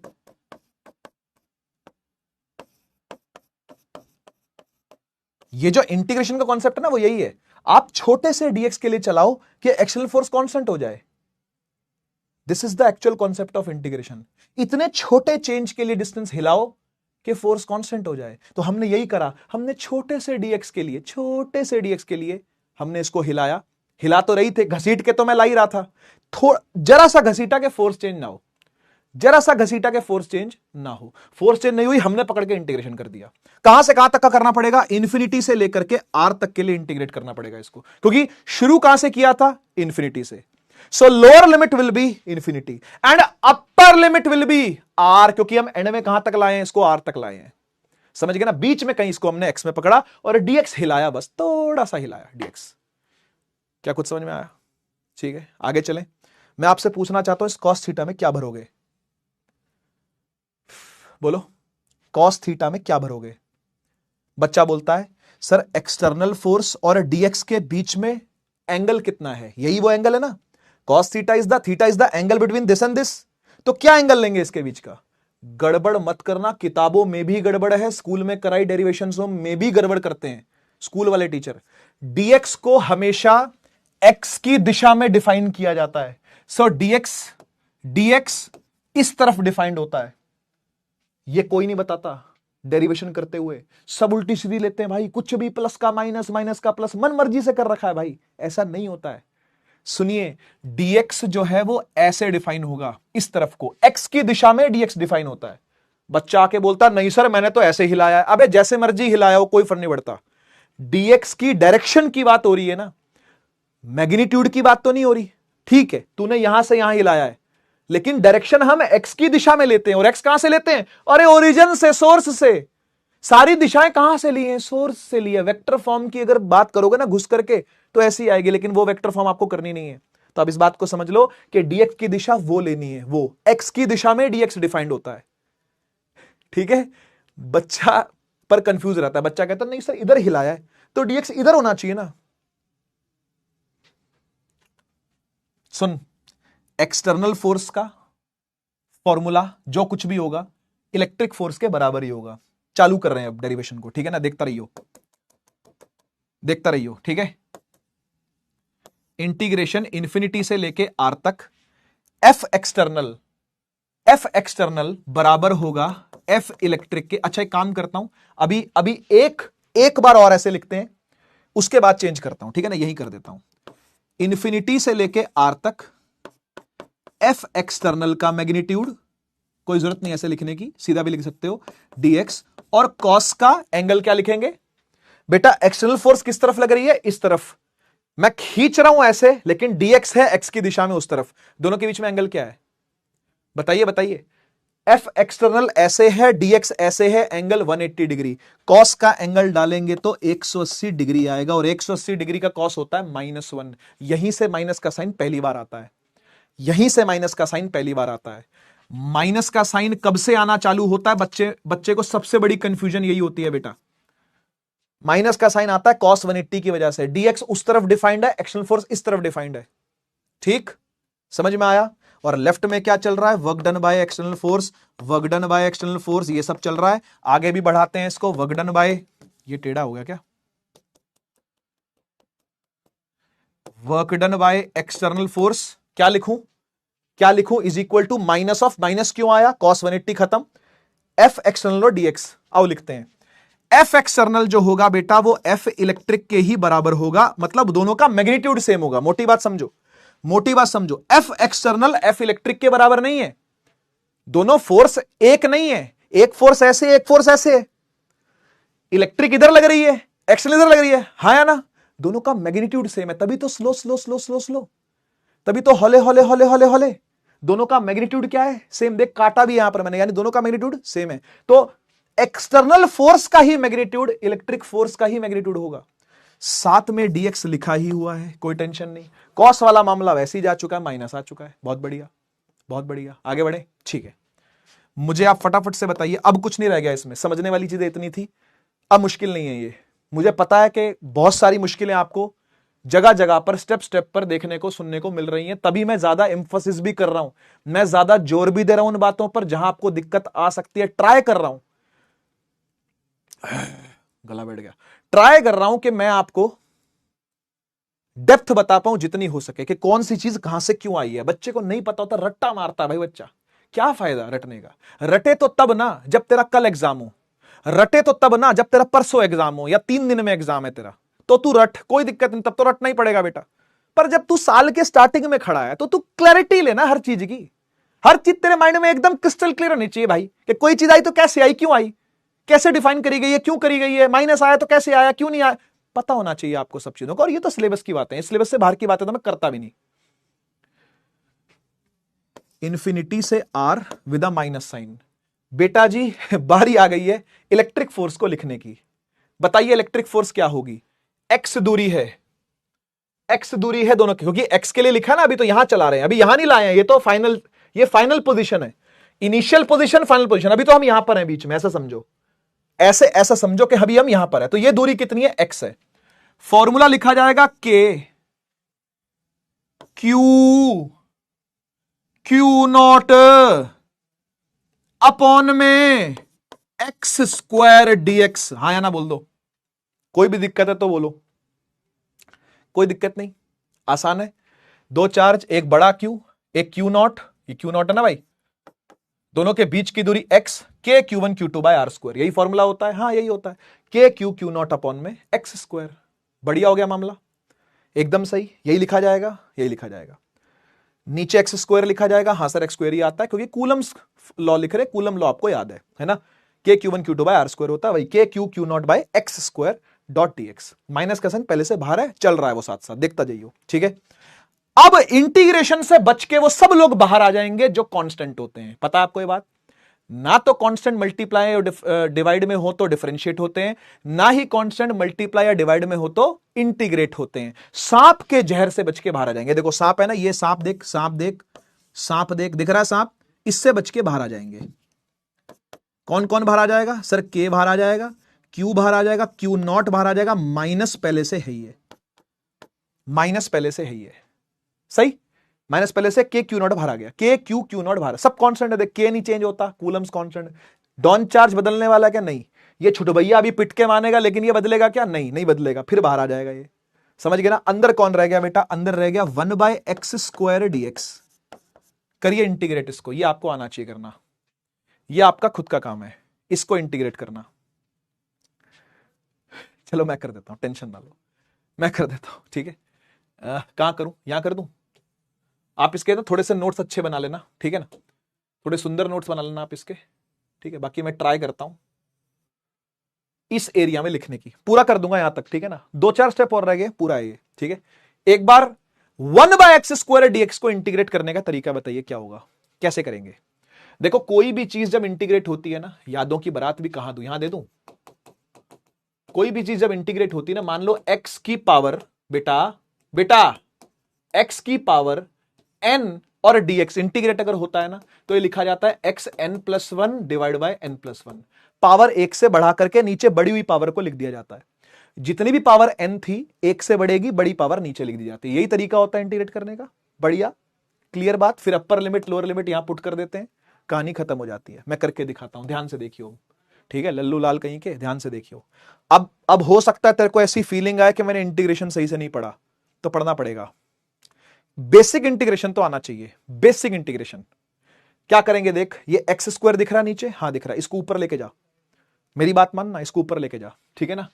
ये हो जाएगा -k क्यू नॉट x की पावर -2 dx इंटीग्रेशन इंफिनिटी से लेके r। चल सब स्टेप बाय स्टेप करता हूं, टेंशन ना ले, ठीक है। पावर कितनी है बेटा? -2, एक से बढ़ा करके और बढ़ी हुई पावर को ही नीचे लिख देंगे, यानी -k Q not integration infinity से लेके आर तक x की पावर -2+1 अपॉन में -2+1। खत्म हो गया इंटीग्रेट, हो गया, हो गया इंटीग्रेट तो हो गया। सांप क्या कर रहा है? हट हट यहां से, सांप का कोई काम नहीं है। हो गया ना इंटीग्रेशन। x की पावर -2+1 अपॉन में -2+1, वही पावर सेम टू सेम नीचे लिख दी जाती। कॉपी कर दिया करो, जो यहां लिखा उसको नीचे कॉपी कर दो, ठीक है। इंफिनिटी से लेके आर तक लिमिट्स पुट कर देंगे, खत्म हो जाएगा सवाल, मतलब ये डेरिवेशन कंप्लीट हो जाएगी, ठीक। आजा पूरा करते हैं। -k क्यू नॉट x की पावर, बता बेटा क्या बनेगी? -2+1 होता है -1, और नीचे भी आएगा -2+1 -1, ठीक है ना। अभी मैंने कोई लिमिट पुट नहीं करी, इंफिनिटी से लेके आर तक इसको कैरी कर रहा हूं, ठीक। मुझे एक बात बता, इस माइनस के साइन का तो कोई काम नहीं है, इसको तो बाहर ही ले लो। ये माइनस का जो साइन है ये वाला, है ना। या फिर मैं काम करता हूं, एक स्टेप और लिखता हूं, फिर बताता हूं। देख, एक स्टेप और, -k क्यू नॉट, ये -1 ऐसे लिखा जा सकता है क्या?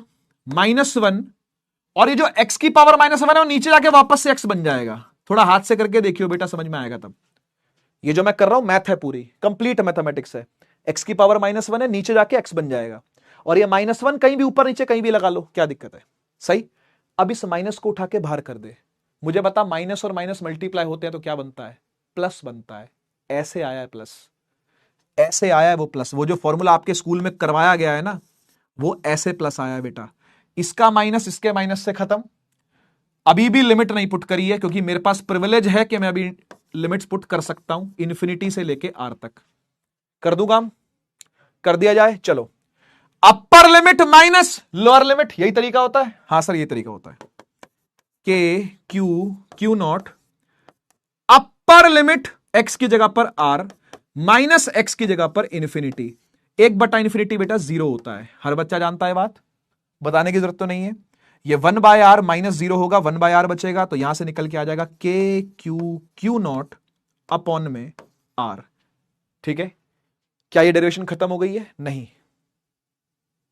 एलएचएस क्या था, भूल गया ना तू लल्लूलाल? एलएचएस क्या था? External work done, external work done, external work done, external work done, external work done, external work done, external work done, external work done, external work done, external work done, external work done, external work done. और अभी भी ये क्या है, external work done ही है। पर मैं तो इंटरेस्टेड नहीं था एक्सटर्नल वर्क डन में, मैं तो पोटेंशियल एनर्जी का चेंज देखने आया था।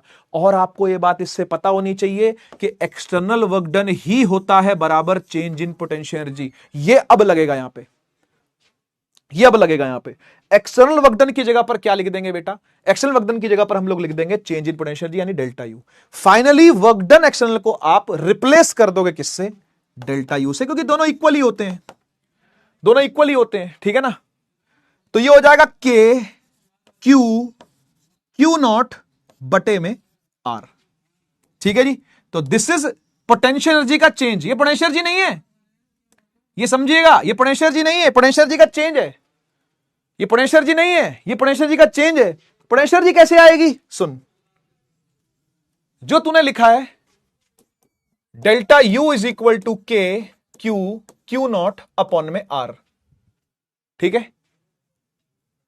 आपको इसको चेंज इन पोटेंशियल एनर्जी में नहीं छोड़ना, आपने इसको पोटेंशियल एनर्जी देके छोड़ना है।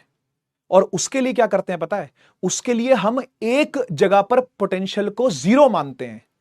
यह कॉन्सेप्ट भी 11th क्लास से ही आया है। देखो बेटा, मैं आपको मोटी बात बताता हूं, कभी भी ना पोटेंशियल एनर्जी डिफाइन नहीं हो सकती, हमेशा पोटेंशियल एनर्जी का चेंज डिफाइन होता है।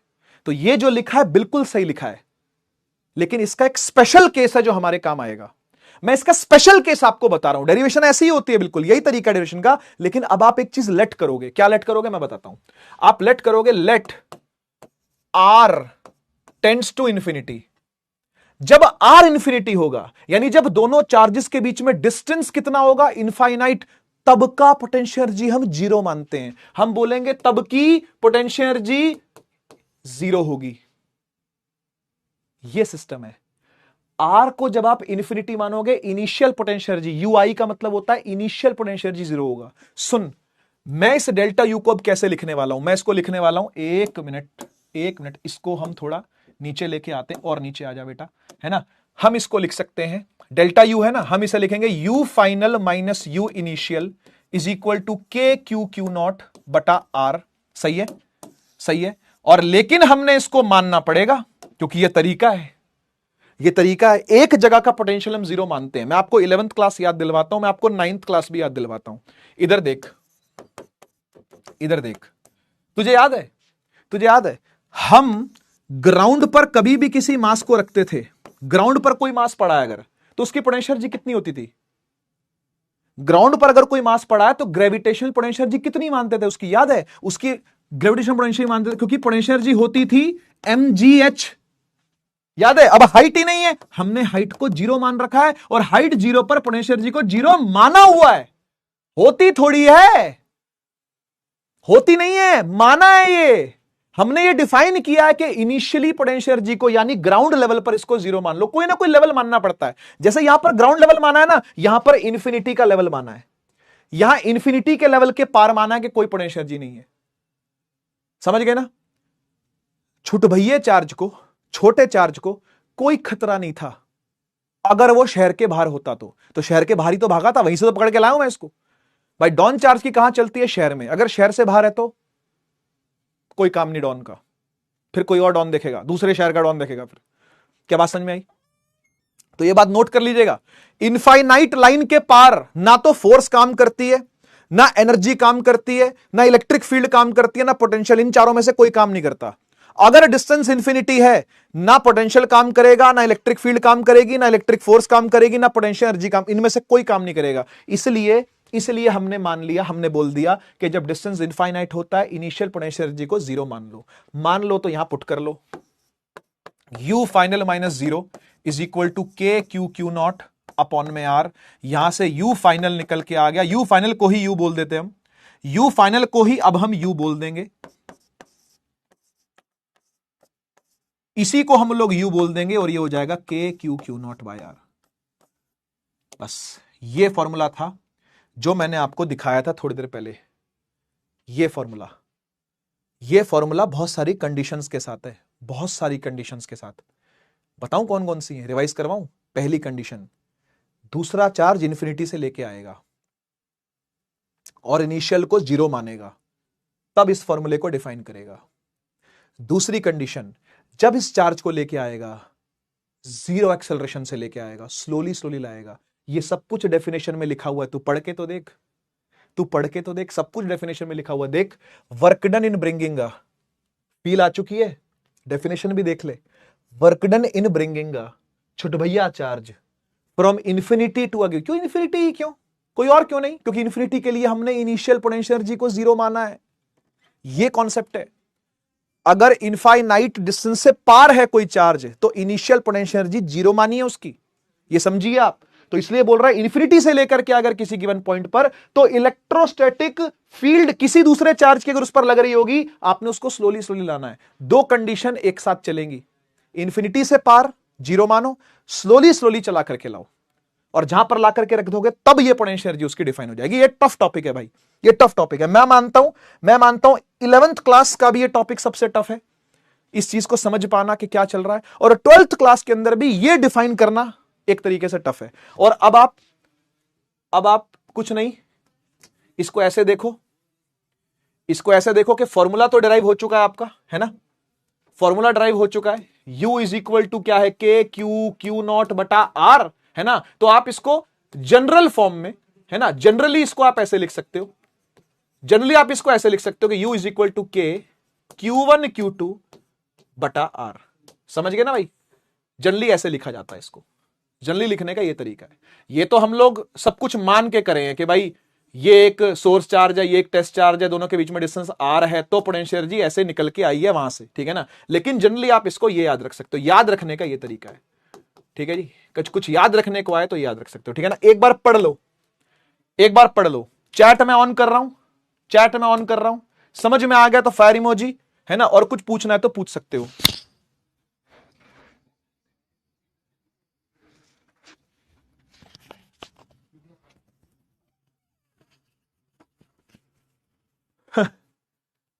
किसकी धोती खुल गई भाई, किसकी धोती खोल दी? हार्ड नहीं है बेटा, मुश्किल नहीं है, ये चीजें आपने पढ़ी नहीं है। चीज वही मुश्किल होती है जो कभी देखी ना हो, समझो बात को। कोई भी जीवन में अगर किसी चीज पे मुश्किल आ रही हो ना, तो इसका मतलब होता है कि आप उस चीज से फेमिलियर नहीं हो, you are not familiar with ये चीजें। ये कहां गया, ये आप इससे फेमिलियर नहीं हो। क्यों नहीं हो? क्योंकि 11th नहीं पढ़ी ढंग से, फेमिलियर नहीं हो, इसलिए आपको मुश्किल लग रही है। आप में से जो बच्चे 9th में थे नीव में, आपको याद है, अब तो बहुत सारे बच्चे उसमें से अर्जुना में भी चले गए होंगे, कुछ कॉमर्स में चले गए होंगे, लेकिन अगर आप में से कोई बच्चा नीव में था या उड़ान में भी था, मुझसे पढ़ा था, आपको याद होगा मैं एक डायलॉग बोला करता था नीव के क्लास के एंड में, कि कोई भी चीज टफ नहीं होती, नई होती है। नया है, टफ नहीं है। याद है, नया है, टफ नहीं है। ये सब नया लग रहा है आपको क्योंकि आप फेमिलियर नहीं हो बेटा, ठीक है ना। ये सब चीजें नई लग रही हैं क्योंकि आप फेमिलियर नहीं हो। फेमिलियर हो जाओगे आसान लगेंगी, ठीक है, फेमिलियर हो जाओगे आसान लगेंगी। हाथ से लिख करके देखो कम से कम 3 बार, मिनिमम 3 बार हाथ से लिख के देखो, मिनिमम 3 बार। ये डेरिवेशन है भाई, लेकिन डेरिवेशन ना घोड़े खोल देती है, लोग डेरिवेशन करवाते नहीं है। मैं बताऊं, बड़े बड़े टीचर बड़े बड़े बैचेस के अंदर ना डेरिवेशन छुड़वा देते हैं भाई। डेरिवेशन दिमाग खोल देती है पूरा, करनी चाहिए डेरिवेशन। आपको पता है, आप जब 9th में थे ना, तो 3 इक्वेशंस ऑफ मोशन की डेरिवेशन थी वहां पे, थी ना, आज नहीं है वहां पे। अब सोचो वो 9th का बच्चा जो पहले 3 इक्वेशन ऑफ मोशन की डेरिवेशन करा करता था, v is equal to u plus a t, s is equal to u t, आपने करी होगी डेरिवेशन क्योंकि आप तो 12वीं में हो, आपके टाइम पर थी, अब काट दिए। सोचो डेरिवेशन के बिना फिजिक्स का क्या मजा भाई, आपके माइंड का खुलना ही नहीं हो पाएगा अगर आपने डेरिवेशन नहीं करी तो। मिनिमम 3 बार आपने डेरिवेशन करनी है, समझ गए ना। एक क्वेश्चन जरूर करते हैं, ठीक है ना, एक क्वेश्चन जरूर करते हैं, लेकिन उससे पहले कुछ इंपॉर्टेंट पॉइंट सुन लो। क्वेश्चन जरूर करते हैं लेकिन उससे पहले इंपॉर्टेंट पॉइंट सुन लीजिए। चैट मुझे फिर से बंद करनी पड़ेगी बेटा, है ना, और लेक्चर को भी बस कुछ ही टाइम में बंद कर रहा हूं मैं। ये दो पॉइंट समझा करके देखो। Some important points about potential energy. देखो पोटेंशियल एनर्जी की बात पूरी करके खत्म करते हैं ना, तो ही तो लेक्चर का मजा है, नहीं तो फिर आधा अधूरा छोड़ दिया तो कोई मजा नहीं है ना। तो पूरी सुन लो क्या लिखा हुआ, एक बार पढ़ना जरा। लिखा है always potential energy change is defined, यानी डेल्टा यू डिफाइन होता है भाई, कभी भी यू अकेली डिफाइन नहीं होती। यू को लेट ही किया जाता है, इनिशियल को जीरो ही लिया जाता है, चाहे ग्राउंड लेवल का हो। स्प्रिंग की बात करूं, स्प्रिंग में जो वो नेचुरल लेंथ होती है, याद है 11th पढ़े थे ना, एसएचएम भी पढ़ा होगा, उससे पहले स्प्रिंग फोर्स आई थी। स्प्रिंग जब पढ़ा था पहली बार तो बोलते हैं नेचुरल लेंथ पर अगर स्प्रिंग होगा ना, अगर नेचुरल लेंथ पर स्प्रिंग होगा ना, पोटेंशियल एनर्जी नहीं होगी। आप दबाओगे तो पोटेंशियल एनर्जी भरेगी, खींचोगे तो भी पोटेंशियल एनर्जी भरेगी, जीरो लेवल पर नहीं होगी। उसी को जीरो लेवल माना हुआ है। पोटेंशियल एनर्जी के अंदर ये सीन है यार, ये केस है, बीमारी समझ लो इसको तुम। पोटेंशियल एनर्जी के साथ ये बीमारी है कि उसका हमेशा चेंज डिफाइन होता है, कभी भी यू अकेला डिफाइन नहीं होता, इसको लेट ही करना पड़ता है। इसमें से आपको इनिशियल वाला जीरो मानना पड़ता है किसी भी एक जगह पर। स्प्रिंग के केस में वो नेचुरल लेंथ पर होता है, ग्रेविटी के केस में वो ग्राउंड पर होता है, और चार्जेस के केस में वो इंफिनिटी पर होता है। याद रहेगा, याद रखना बेटा, कुछ चीजें याद रखनी पड़ती है ना, साइंटिस्ट लोगों ने ऐसे डिफाइन किया, अब क्या बोले इसमें, है ना। बाकी चीजें जितनी हमारे हाथ में हम वो चीजें कर सकते हैं, जो चीजें हाथ में नहीं उसका क्या करें। If we assume potential energy to be zero at one point, then we can potential energy at other point. किसी एक पॉइंट पर जीरो मान के ही दूसरे पॉइंट पर पोटेंशियल एनर्जी निकाली जाती है। ये कॉन्सेप्ट है, 11th क्लास का कॉन्सेप्ट है। 9th में नहीं बताते सब बातें। 9th में क्या, 9th में बताते पोटेंशियल एनर्जी क्या होती है बेटा, mgh याद कर लो। करंट एनर्जी क्या होती है बेटा, हाफ mv स्क्वायर याद कर लो। ये होता है 9th में भाई, समझ रहे हो ना। 11th में आता है असली कॉन्सेप्ट। ये लाइनें 11th की हैं, 11th की एनसीईआरटी से लाया हूं ये लाइन में। हमेशा पोटेंशियल एनर्जी का चेंज ही डिफाइन होता, कल्ली पोटेंशियल एनर्जी डिफाइन नहीं होती। एक पार्ट को जीरो मानना पड़ता है तो ही दूसरा वाला निकाला जाएगा। Electrostatic potential energy defined for a system of charges, minimum 2 charger. ये तो समझ गए ना, कम से कम 2 चार्जेस की रिक्वायरमेंट है। एक Q1 है, ठीक है, दूसरा Q2 है, तो इन दोनों के बीच में कुछ डिस्टेंस R है, तभी आप इनके बीच में पोटेंशियल एनर्जी डिफाइन कर पाओगे। K Q1 Q2 by R। बोलो, गाओ गाओ, मेरे पीछे गाओ। 2 चार्ज है, दोनों के बीच में डिस्टेंस R है, तो फॉर्मूला होगा K Q1 Q2 by R। K Q1 Q2 by R, K Q1 Q2 by R, U बराबर K Q1 Q2 by R, U बराबर K Q1 Q2 by R, U बराबर K Q1 Q2 by R। कम से कम formula तो याद होना चाहिए। डेरिवेशन तो छक्के छुड़ाई देती है। डेरिवेशन तो दिमाग के वो टिश्यू ग्रो करवा देगी जो टिश्यू कभी जिंदगी में ग्रो ही नहीं हुए हैं। हाँ, दिमाग के वो टिश्यू, वो नसें, वो नस नाड़ियां खुल जाएंगी, ऑक्सीजन पहुंच जाएगी एकदम दिमाग के कोने कोने में, डेरिवेशन करके। पर कम से कम फॉर्मूला तो याद कर सकते हो, फॉर्मूला याद कर लो, है ना। टिश्यू की ग्रोथ पर उतना फोकस ना करें, फॉर्मूला कम से कम आप याद कर ले। टिश्यू की ग्रोथ होती रहेगी, 1 बार 2 बार 3 बार डेरिवेशन लिख के देखना, ठीक। बढ़िया, बहुत प्यारा कॉन्सेप्ट है, फटाफट से बताता हूं 2 मिनट के अंदर अंदर। Potential energy of a system containing more than 2 charges. भाई 2 चार्ज अगर आए तो ठीक है, आपने देख लिया फॉर्मूला क्या है। 3 आ गए तो हो, 3 आ गए तो क्या, 4 आ गए तो हो, 5 आ गए तो हो। बहुत आसान है, सुन, हो मत कर, यहां देख, यहां देख, सुन। जब एक चार्ज आता है और उसके साथ दूसरा चार्ज आता है, दोनों के बीच में डिस्टेंस मान लो R1 होता है। R1 नहीं, इसको A ले लेते हैं, चलो। दोनों के बीच में डिस्टेंस A होता है, ठीक है। और मान लेते हैं कि ऐसे में जब दोनों बैठे थे, दोनों भिड़ रहे थे, तो मैं एक और चार्ज ले आया इन्फिनिटी से, एक और चार्ज उठा के इन्फिनिटी से ले आया, ला करके मैंने यहां रख दिया Q3। अब ये Q2 से B डिस्टेंस पे है, Q1 से C डिस्टेंस पे है। अब क्या होगा, सुनो, तुम सही समझे, वैसे मुझे पता है तुम समझ गए हो, क्योंकि तुमको प्रिंसिपल ऑफ सुपरपोजिशन के बारे में पता है ना।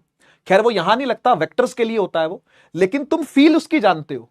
फील क्या थी, दोस्ती। दोस्ती ऐसी हो 2 लोगों के बीच में कि तीसरे के आने से फर्क ना पड़े, उसके साथ अपनी इक्वेशन बने, उसकी उन दोनों की अपनी बने, हमें कोई दिक्कत नहीं है। ऐसा यहां पर भी होगा। हर जोड़ी अपनी अलग बनाएगी, हर जोड़ी अपनी अलग एनर्जी बनाएगी, हर जोड़ी अपनी अलग एनर्जी बनाएगी। क्या ऐसा नहीं होना चाहिए क्या? क्या ये सही नहीं है क्या? क्या नेचर ढंग से काम नहीं करता क्या? क्या नेचर सही ढंग से काम नहीं करता क्या? एकदम सटीक ढंग से काम करता। ये इंसान ही है जिसमें बुराइयां है भाई, इंसान ही है जिसमें ये ईर्ष्या, द्वेष, कलेश, ये सब चीजें भरी पड़ी हैं। चार्जेस तो बहुत सही से काम कर रहे हैं भाई। अगर 2 आमने सामने आते, अपनी एनर्जी अलग बनाते, तीसरा आता तो उसके साथ अपनी दोस्ती है, उसके साथ अपनी दोस्ती है, किसी की दोस्ती पे कोई असर नहीं पड़ेगा, नहीं पड़ेगा। समझ गए ना? तो जब भी आपको दो या दो से अधिक चार्जेस की चर्चा हो, आपने क्या करना है? जोड़ियां बनानी है। You will be the match maker. जोड़ियां बनाओ, जोड़ियां। जोड़ियां तो कहोगे अब ऊपर वाला बनाता है, हां सही बात है, चार्जेस की जोड़ी नीचे वाला बनाएगा, यानी तुम लोग बनाओ। पहली जोड़ी बनेगी Q1 Q2 की। बताइए कैसे लिखा जाएगा पोटेंशियल जी? बताइए कैसे लिखा जाएगा? U1 कैसे लिखा जाएगा? U1, इसको U1 ले लेते हैं। इन दोनों के बीच की एनर्जी को मैंने U1 ले लिया। कैसे लिखेंगे बेटा? बोलो के, आगे बोल Q1, आगे बोल Q2, आगे बोल डिस्टेंस बोल ए। स्क्वायर ना लगा दियो, बहुत पिटेगा, बहुत मारूंगा घर में घुस के, एकदम सटा सट, रैप्टे पे रैप्ट। ए आएगा, स्क्वायर नहीं लगाना, फोर्स नहीं लिख रहे, एनर्जी लिख रहे हैं, लल्लू लाल कहीं के। इन दोनों के बीच की एनर्जी U2 लिखी जाएगी। के बोल आगे, Q1 Q3 अपॉन में C। बहुत बढ़िया, बहुत बढ़िया। ऐसे ही Q2 Q3 बता दे बेटा फटाफट से। U3 के Q2 Q3 बटा में B। समझ गया? और कोई तुझसे पूछे इस पूरे सिस्टम की एनर्जी बताइए, आते हैं सवाल, इस पूरे सिस्टम को तोड़ने के लिए कितनी एनर्जी चाहिए वो बताइए। हां ऐसा भी होता है, टूटेगा भी तो उतनी एनर्जी ना जितनी इनके बीच में है।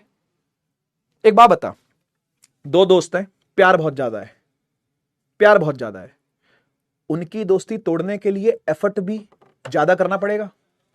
दो दोस्त है, खास प्यार नहीं है, खास बातचीत नहीं है, तो उनकी दोस्ती तोड़ने में भी एफर्ट कम करना पड़ेगा। तो वही कहानी है, जितना इनके बीच में प्यार है ना, उतनी ही एनर्जी आपको इनको तोड़ने में लगानी है। तोड़ने वाले भी सवाल आएंगे, जब करेंगे तब बात करेंगे, आज वो सवाल नहीं कर रहे। आज तो बस यही है कि आप नेट एनर्जी बताइए इस पूरे सिस्टम की। यू नेट ऑफ सिस्टम कैसे लिखा जाएगा? U1 plus U2 plus U3, बस इतना ही है, ठीक है ना? इसी में एक वेरिएशन और आता है, वो भी सुन लो। एक वेरिएशन और क्या है कि आपको चार चार्ज दे दी जाएंगे, चार charge, Q1 Q2 Q3 Q4। मान लो स्क्वायर की साइड पर रखे हुए हैं तो ए और ए, ठीक है? आप मुझे बताइए कितनी जोड़ियां बनेंगी टोटल, कमेंट में लिखिए फटाफट से, कितनी जोड़ियां बनेंगी? जोड़ियां बनेंगी तो कितनी?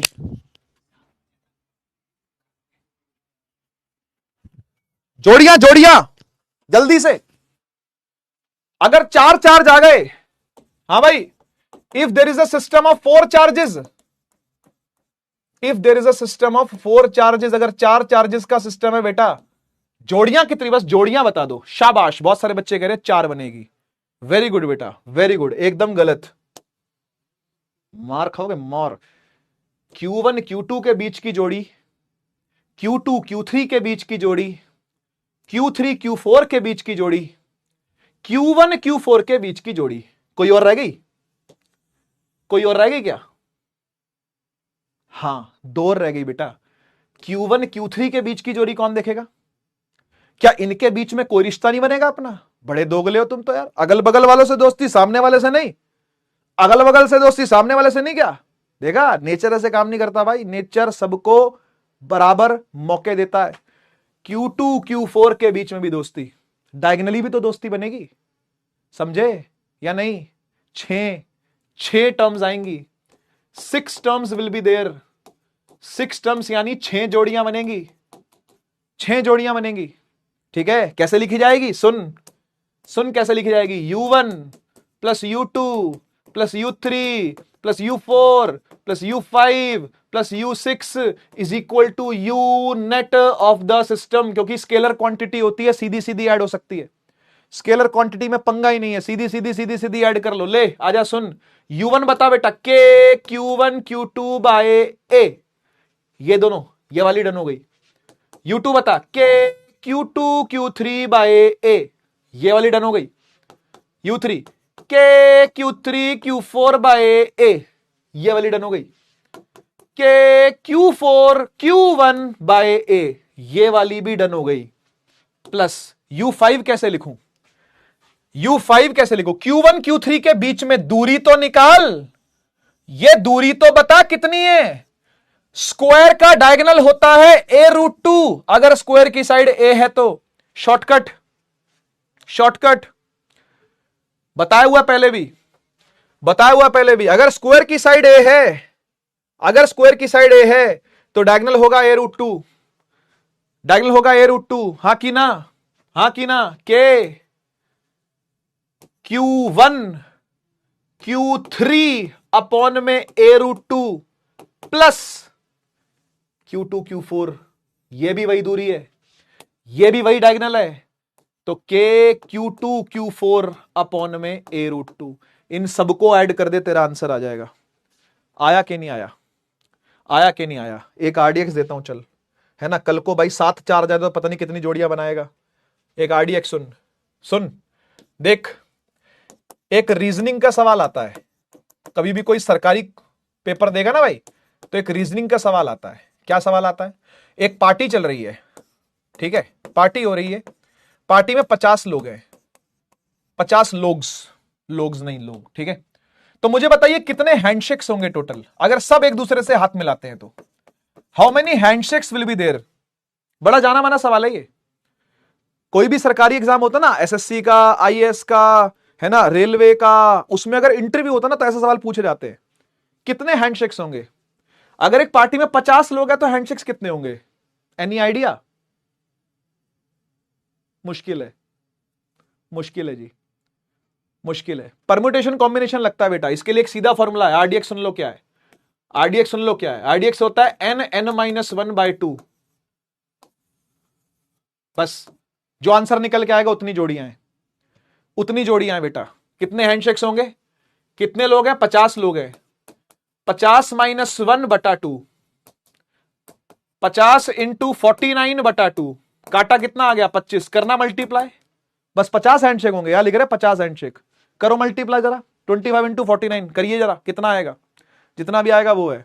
IPL के अंदर टोटल टीमें कितनी हैं? 10 टीमें हैं। अगर सबका सबके साथ मैच करवाना हो तो टोटल मैचेस कितने होंगे? IPL की 10 टीमें हैं, IPL हैज 10 टीम्स, ठीक है। सबका सबके साथ मैच करवाना हो, अगर कि CSK का मुंबई इंडियंस का, पंजाब का CSK, सबका एक एक बार मैच करवाना हो, अगर टोटल मैचेस कितने होंगे? How many total matches will be there? Reasoning के सवाल हैं, फिजिक्स तो लगी नहीं रही कहीं से। हाँ, 10 × 10 - 1/2, तो 10 × 9/2, 5, 9 × 5 = 45, 45 मैच होंगे total, 45 matches will be there. समझ गए क्या जी? 45 होंगे, बढ़िया, भूलोगे तो नहीं? ठीक है, ये रीजनिंग के सवाल आते हैं। और ऐसे ही अब आ जाओ, अगर जोड़ियां बनानी हो 4 चार्जेस की तो कितनी बनती हैं? एक ऐसे, एक ऐसे, एक ऐसे, एक ऐसे, एक ऐसे, एक ऐसे, 6 बनती है ना। तो देख कैसे आएगा ये कैसे आएगा? इससे कितने चार्जेस है? 4 चार्जेस है, 4 चार्जेस आर देयर, ठीक है। तो 4 × 4 - 1/2, काटा तो 2, 4 में से 1 गया, 3, 3 दूनी 6, 6 जोड़ियां बनेंगी टोटल, 6 जोड़ी। RDX लगाना आया कि नहीं आया? 5 चार्ज मान ले, 5 चार्ज है, पेंटागन बन रहा है, 5 चार्ज मान ले, 5 चार्ज है, कितनी जोड़ियां? 5 चार्ज पे कितनी जोड़ियां? जल्दी बोल, 5 चार्ज पे कितनी जोड़ियां? 5 × 5 - 1/2, 5 × 4/2, काटा तो 2, 5 दूनी 10 जोड़ियां बनेंगी टोटल। कर लियो बैठा हुआ अब जोड़ियां, अब बनाता रहियो जोड़ियां।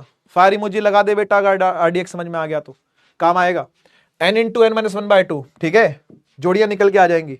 अब आप चाहें तो ये क्वेश्चन होमवर्क के अंदर कर सकते हैं, ठीक है। होमवर्क में 3 चार्जेस हैं, सबके सब क्यू हैं, इक्विलैटरल ट्रायंगल के वर्टिसेस पे रखे हुए हैं। एक सुंदर डायग्राम मैं आपके लिए बना देता हूं, करेंगे इसको बाकी हम कल, ठीक है।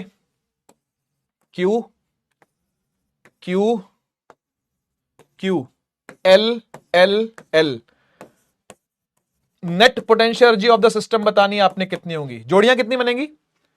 3 चार्ज पे कितनी जोड़ियां? 3 × 3 - 1/2, तो 2 से 2 कट गया, 3 ही जोड़ी। 3 चार्ज पे 3 जोड़ियां, 4 चार्ज पे 6 जोड़ियां, 5 चार्ज पे 10 जोड़ियां, करते जाओ। अब RDX आपको दे दिया है, तो जयराम जी की आज के लिए इतना काफी है। हम लोग मिलते हैं नेक्स्ट क्लास के अंदर। होमवर्क बेटा आप लोग का यही है कि डेरिवेशन की कम से कम 3 बार प्रैक्टिस करनी है। वर्क एनर्जी के कॉन्सेप्ट अगर आप पढ़ लोगे तो बहुत अच्छा रहेगा, क्योंकि अगर उदय से पढ़े थे आप लास्ट ईयर उदय 2025 में थे तो वो वाले देखो, नहीं तो आप कहीं से भी देख सकते हो, जहां से आप देखो, क्योंकि मुझे नहीं पता बाकियों ने क्या पढ़ा है, मैंने जो पढ़ा है मुझे वो पता है। तो वर्क एनर्जी के उदय के कॉन्सेप्ट आप देख सकते हो, है ना। एक बार फटाफट से देख जाना क्या क्या पढ़ा था। डेरिवेशन 3 बार, होमवर्क लिख लेना, नोट्स कर लेना, और ये सब आपको करना ही पड़ेगा। नया चैप्टर चालू हुआ है तो नया नया बम तो फूटेगा भाई, और आखिरी साल है, जान तो लगानी पड़ेगी। चलिए 5 मिनट का टाइम है, अगली क्लास चालू होने वाली है, और वो भी केमिस्ट्री की है ना, तो मिस तो नहीं कर सकते। तो मिलते हैं नेक्स्ट क्लास में कल, ठीक है। कल मैं कहीं भी जाऊं सुबह, है ना, इन्फॉर्म कर दूंगा आपको, ठीक है, कि कहाँ जा रहा हूं, है ना। जैसे आज खुर्जा गया था मैं, है ना, बुलंदशहर के पास, ऐसे अगर कल कहीं जा रहा हूँ तो आपको पहले इन्फॉर्म कर दूंगा। इवनिंग में क्लास होगी ही होगी, अगर बहुत दूर चला गया तो मुश्किल हो जाएगी, है ना। आसपास अगर हुआ तो हो जाएगी, ठीक है। वैसे कोशिश करूंगा कल ना जाऊं, मना कर दूंगा मैं, ठीक है। चलिए मिलते हैं नेक्स्ट क्लास में, तब तक के लिए take care, bye bye. Bharat Mata की जय, जय हिंद, वंदे मातरम।